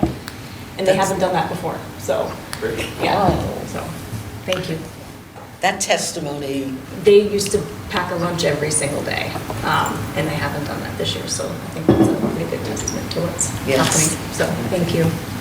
And now back to athletics. Alternative. And I will, due to time, I will keep this short and sweet. So we've had a really successful athletics season this year. In the fall, we had 104 students participate in our sports. That is MIA related, so that we're talking grades 7 through 12. I did not give you any numbers as far as youth sports go, but 104 played. Obviously, that includes any of the cooperative teams that we participate in with other schools. In the winter, we had 95 students participate. We do have fewer sports in the winter. And then this spring, we had 108 students participate in spring sports. We added track and field as a official sport. We had been doing it as a club, and we did have, both in the winter and the spring, we had cooperative teams that our students can participate in. So that bumps the number up a little bit. As far as success, I'm not going to go over individual team success, but just so you have an idea, 6 of our teams qualified for the Western Mass regular season playoffs. The way the PVIAC in Berkshire County, when they merged into District 1, they do a regular season tournament based on power rankings. And so the top 8 teams in each of the divisions will qualify for a playoff, and you're guaranteed 2 games. So if you lose your first game, you play a consolation. And it's different than what used to be the state tournament and Western Mass championships. In terms of the state tournament, we had 5 teams qualify. Baseball got eliminated yesterday. The other team walked off in their last at bat and won 4-3, but they got the furthest of any of our teams this year. They made it to the round of 16 in the state tournament, which was outstanding. We've had a lot of success with some of our former students participating at the college level. I don't really want to give out any names, but we had this spring we had a baseball player playing for Merrimack in Division I who made his all-conference championship. Then they did the playoffs. He made was on the spot for one of the all-tournament teams, and we had one of our athletes be named conference female scholar athlete of the year, which was kind of cool. So a lot of individual success for our kids as they've moved on. If you when you see our last Educating Our Eagles, Coach King listed some of the individual things for students, making divisional teams, all-state teams, stuff like that. So that names kids individually as some of the recognition that they got. But we're really proud. Small school, a lot of kids participating from as early as 7th grade. For those of you who are interested, our youth programs are thriving. You know, we have a lot of kids who are continuing to play. Our soccer offerings, basketball, and then, softball, which most of that runs out of this school building and out of our school district. And then there's other programs that kids participate in, like hockey and lacrosse, that are football run outside the school, but our kids participate in. Little League's another example. So we got a lot of kids participating, which we think is great because they stay healthy, get out, move a little bit. So I'm happy to answer any questions, or if you have none, I'm happy to sit down. All right. You could say you won't, but I'd like you to take 1 minute to talk about a former graduate who is also a valedictorian and her accomplishments in more detail, because to see the division-winning position in 2 sports, it's your daughter. Yeah. I'm not real comfortable doing that, but I can just tell you that she had a lot of success this year, and in basketball was named co-MVP of her conference, and then made the all-region team in both softball and basketball, which are the equivalents to all New England. So she talks glowingly about her experience here at Mount Everett. They put her in her alumni booklet they put out, and she talked about the great experiences she had here at Mount Everett and how it helped her at the college level. So I appreciate all the work that her coaches did here, all the work that her teachers did here.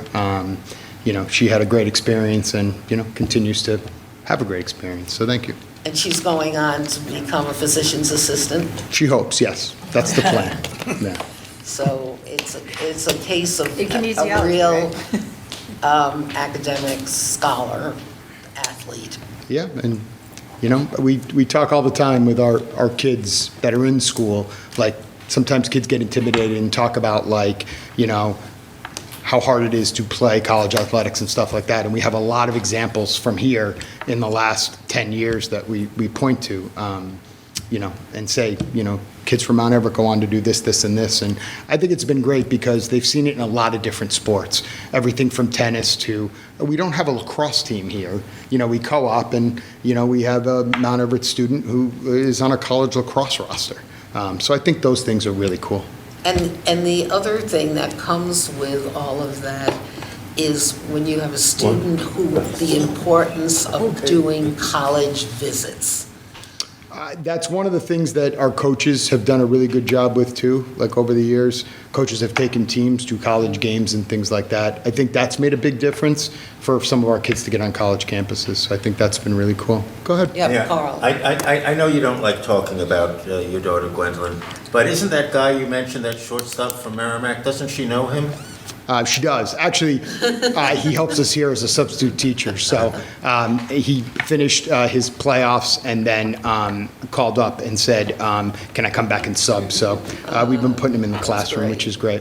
Again, that's one of the other things not related to sports, but I feel really lucky here that we've had a bunch of graduates who have come back during the holidays or come back now and have subbed in elementary. And it's just another way that our kids see kids in the community coming back and giving back. And of course, it helps us out if we need substitute teachers. So I think that's been great too. All right. Thank you. Thank you so much. Sorry for putting you on the spot, but she deserves it. Thank you. Okay. And we are not doing the summer. We did decide on July for the school committees. July 25, right? Right. Yeah. Okay. It's the August we haven't August finished. 28th, wasn't it? Right. 29. 29. 29? Sorry. Yep. You were unsure if you were going to do a meeting, Or a retreat. retreat, Right. workshop. Well, we'll have time to discuss that. Think about it. We'll make a decision on the 20th at our next meeting.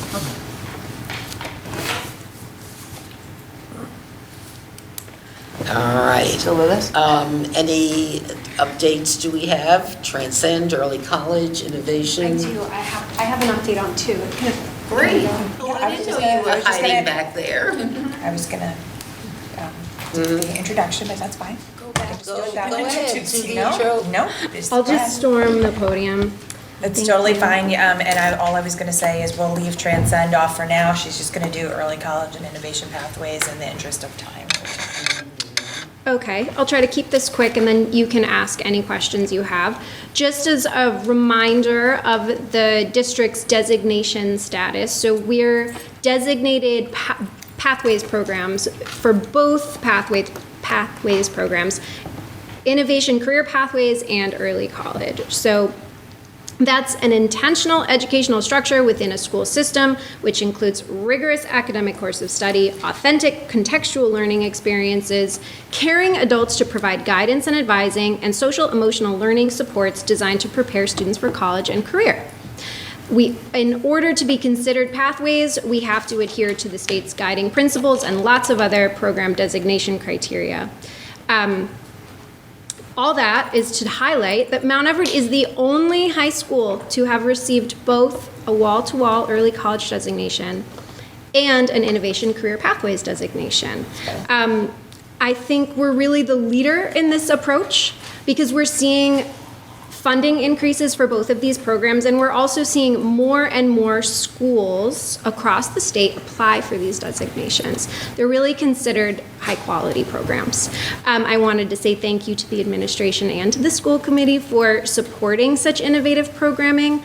As kind of a side to the main report, I wanted to mention I've been asked many times this year to present to other schools, including charter schools, because they're attending sessions to hear about how we pull off such comprehensive, robust programming. So I think that's a testament to how great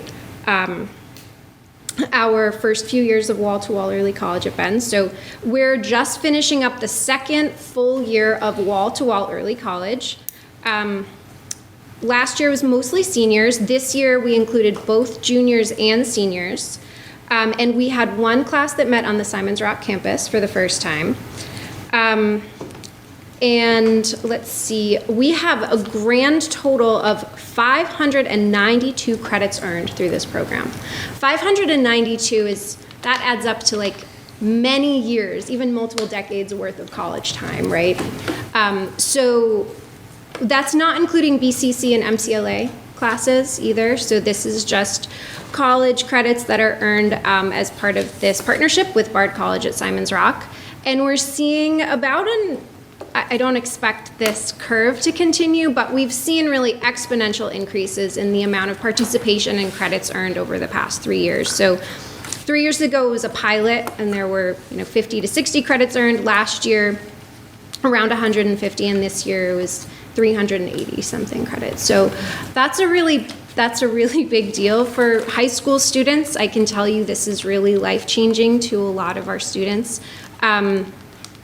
We're one of 4 full impact programs in the state, and right now, at this moment, college classes are done for the semester. They're wrapping up, so we're in the process of collecting feedback about the program. I can tell you that I've seen a tremendous cultural shift at this school district. Maybe last year, the year before, we saw some apprehensiveness from students and families, and I think students are really starting to understand the value of the program. They're proud of themselves for finding success in college classes, regardless of whether or not they choose to attend college. They're saying both anonymously in surveys that they create, actually, and anecdotally just to me or their teachers or parents that they're really glad for this program, and they're glad for the options that they have to take college classes that wouldn't traditionally be offered. Yeah, and like I was saying, I think it's really a model here because of our sustainable design. Okay. that was early college, and then I'm going to say a few things about innovation pathways and be done. So innovation career pathways, we're wrapping up our first year. This program is about aligning educational experiences with in-demand industry sectors with an emphasis on skill building. For students who are formally in the program, right now we have 4. And we're expecting to double next year. So this is our first year. So we're just starting to actually promote and build some understanding within the student body about what the program is about. We went on our first field trip through the program. We went to the Berkshire Innovation Center.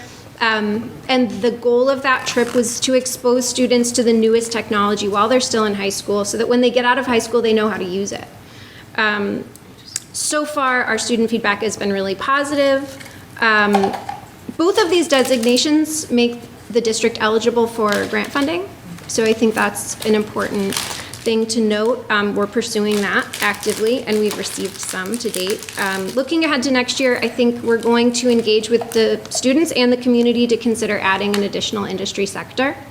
Right now, we're doing advanced manufacturing and information technology. Does anyone have any questions for me? Where are you going to go with the next option for next year in the pathways? That's a good question. So those are we have options that are defined by the state. So we could choose healthcare, business, green energy, essentially like another type of engineering. But we're going to try to base that on what the students would realistically want to pursue for themselves. So trying to align that student interest with what workforce demand is out there. So right now we're really focusing on this high precision manufacturing that Massachusetts has done really well since, I guess, the beginning of the manufacturing industry. And our students are loving that. We have a lot of students signed up for the 3D printing and robotics courses and learning about additive and subtractive manufacturing. This past year, we purchased some laser cutters and CNC cutters. Chris Thompson probably told you about this stuff. So it's going to be one of the predetermined pathways. I can give you a list, and I don't know if the school committee would like to make a recommendation, but we're trying to leave it up to the students based on what they'd like to pursue. Are tourism and healthcare? Healthcare is. Tourism has not been identified by the Pathways program at the state level, but there are ways that students can, we essentially have a gold standard for with our culinary program or career technical programming here.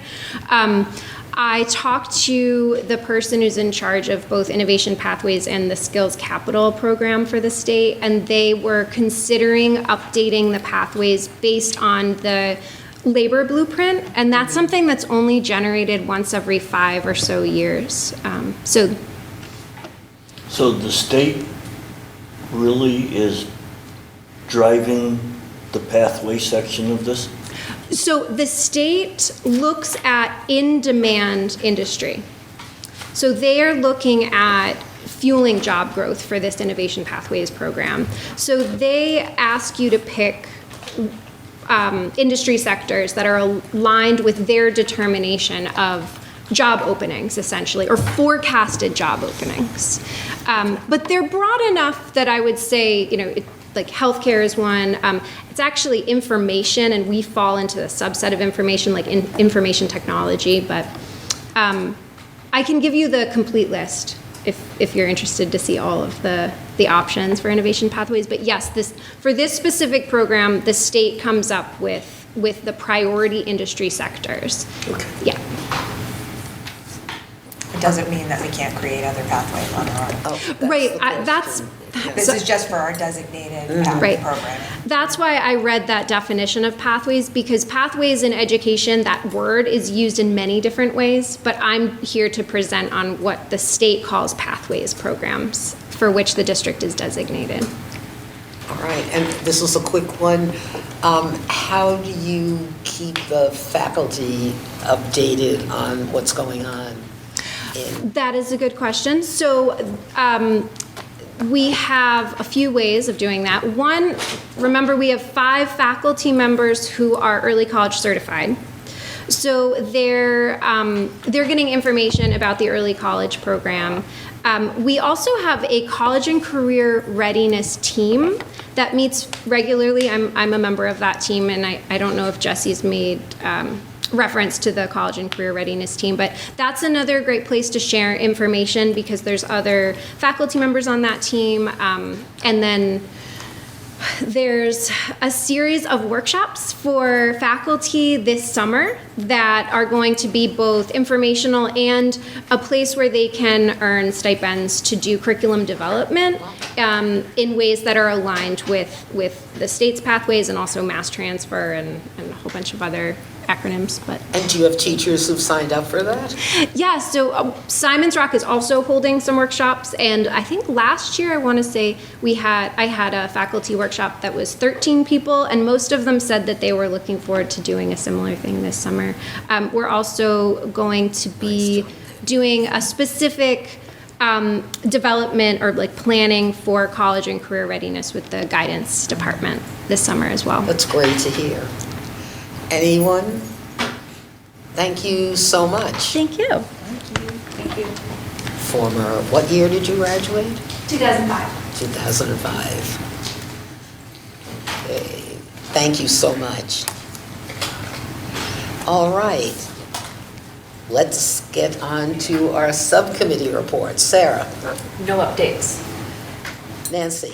The newsletter is coming into bits and pieces. Thank you, Sandy, for being the first one. On a side note, Bonnie and I are in the public school advocacy thing. Bonnie and I are both involved with the MASC Rural Schools Subcommittee. And we had a meeting last week that I was able to attend, which Bonnie was here for awards night. And it was really, really interesting to, especially with all the financial information at the state level that Beth had provided us with earlier in the year,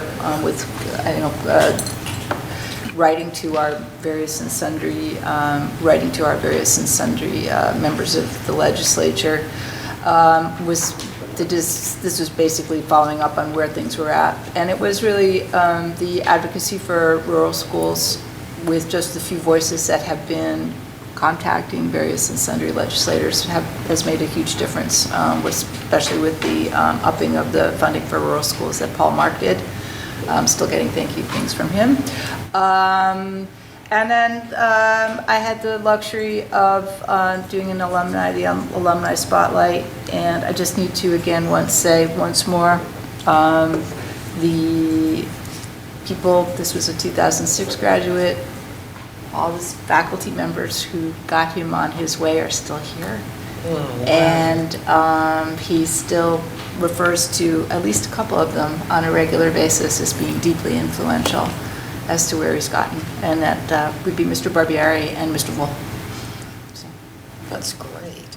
Yeah, pretty cool.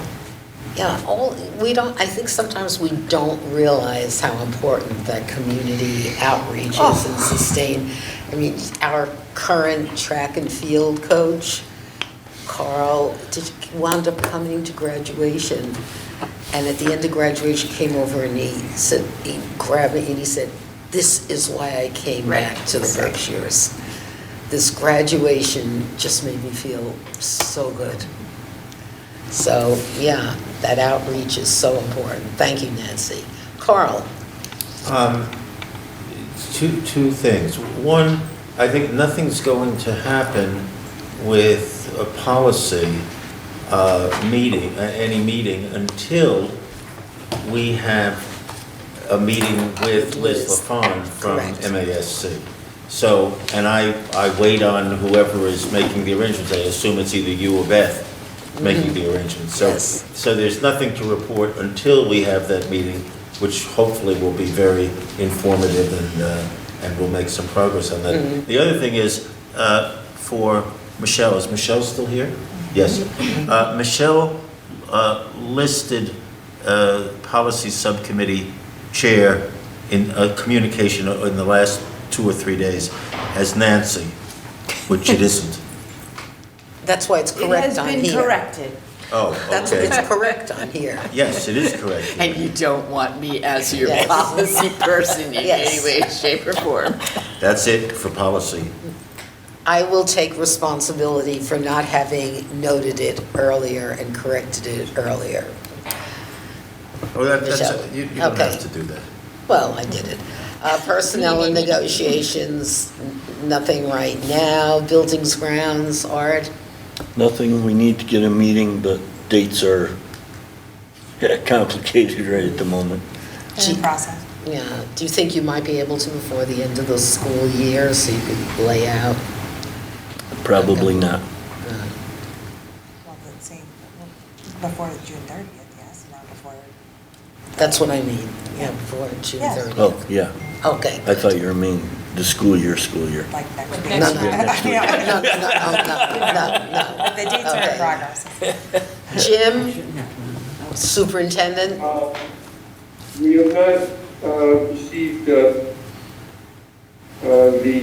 survey form from several people as of this time. I urge everybody who hasn't completed it, please get it to us. We will be finished with that process next week, I hope. That is the target. Please, I mean, Beth put an inordinate amount of time. Inordinate amount of time. To open it? Yes. in I'm pre- sorry. in preparing all of the information.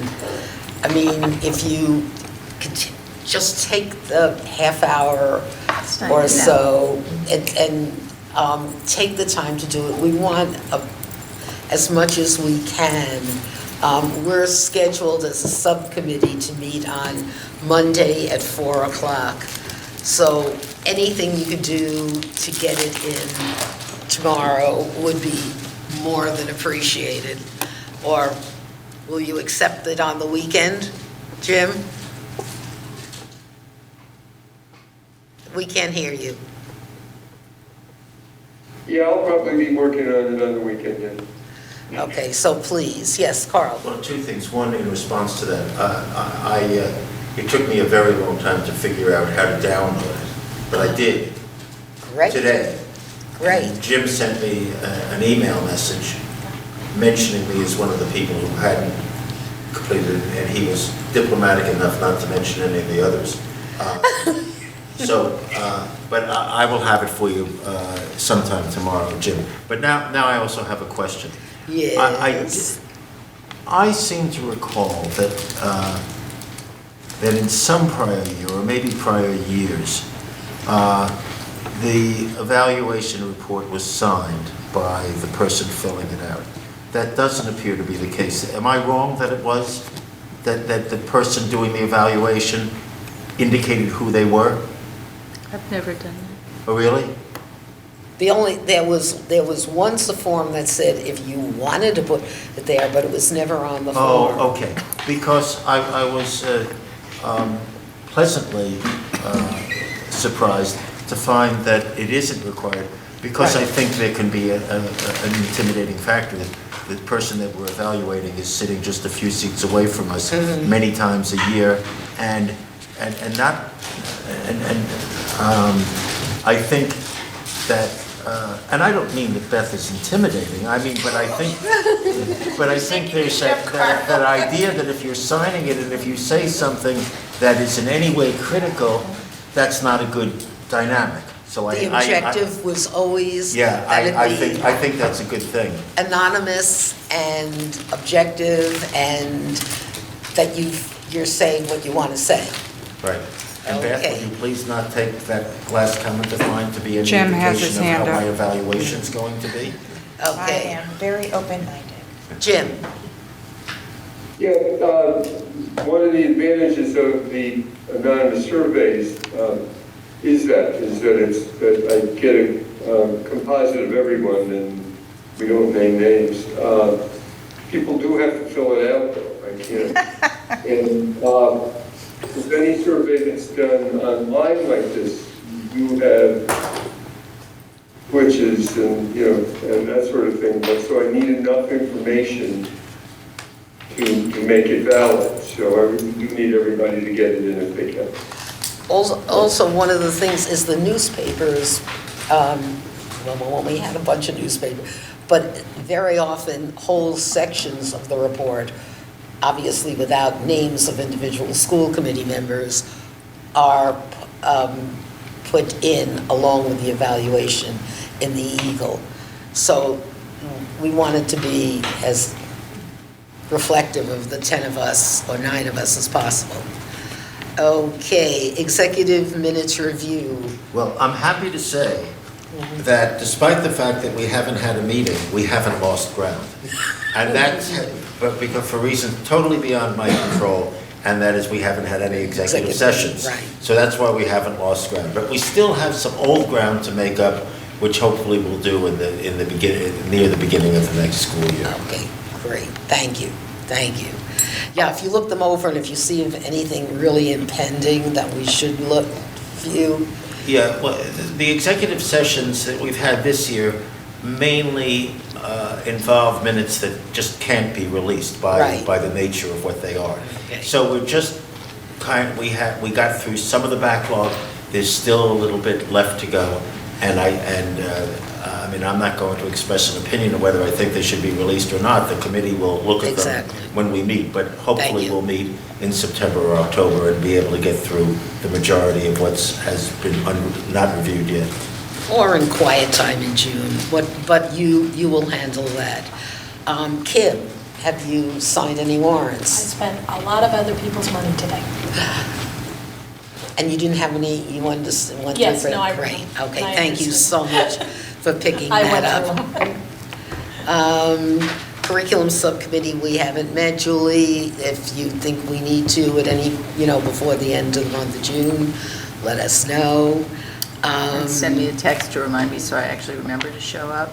MASC, have we had it? Carl, nothing? No. Kyle, the Eagle Fund. Haven't heard anything. Yeah, me neither, all right. Early childhood and childcare, all right.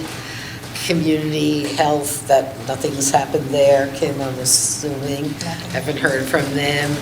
And we now have a reason why that regional agreement review subcommittee will have to act. Okay. Well, can I ask a question about that last one? Is there any reason that we still have an ad hoc regional agreement review subcommittee? Yes, the reason we had it, David actually was the one who introduced this topic for us. And the reason we had not met is there's no way we wanted to engage in this while we were still dealing with the issue, the merger issues. So now the ad hoc is just for things like we just found out with the election process, Section D. So, or anything else is picked up. So that's why it still exists. Right. Yeah, okay, I see that, yes. Okay. Yes, makes sense. Future agenda items. Are we having that? So we have been going back and forth with our current auditors, and they are coming up with times. They came up with a date that did not work for us on our side, so we sent them back. We will meet with the finance subcommittee and coordinate that, and then come to the school committee from there. Okay. Anything with collaboration beyond all of our sports activities? Anyone come with that? Do you want me to announce what Josh's view is? That's up to you. Okay. Whatever you feel comfortable with. In the interim, since the last time I checked my emails, Beth did check, and we do have a ruling from Josh Coleman. It actually holds up from the Egremont decision, which is that in order to keep with our regional agreement, which it was stated, we need to now adjust that section because of that 6-month gap. His decision upholds the attorney's decision in 2020. So what we need to do is the authority needs to meet and appoint someone to fill the position until November of '24. Nothing can be done to have the number 3 person, if there are 3 people running, fill afterwards. The appointment of the authority will be till November of '24. The authority will have to meet again after the election and then appoint a person till '26. So it will have to meet twice, according to the ruling. They have to meet after the next election in November. According to the ruling,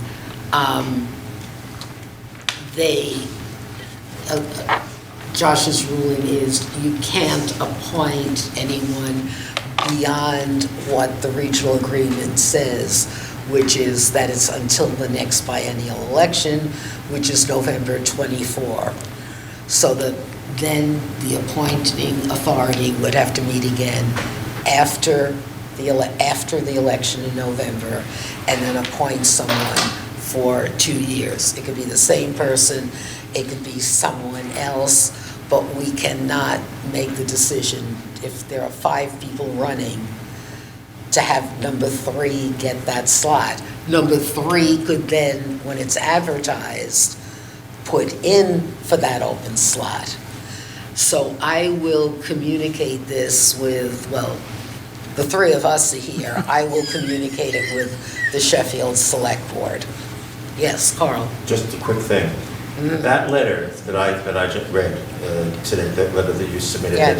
which was his opinion on the Daniel Kelly matter back in 2020. He marks that communication privileged. Yes, exactly. But it isn't any longer. Correct. It isn't any longer for 2 reasons. One, we just waived it. Exactly. And 2, the Massachusetts Board of Bar Overseers has held that legal opinions from counsel are not privileged under any circumstance. It's only facts.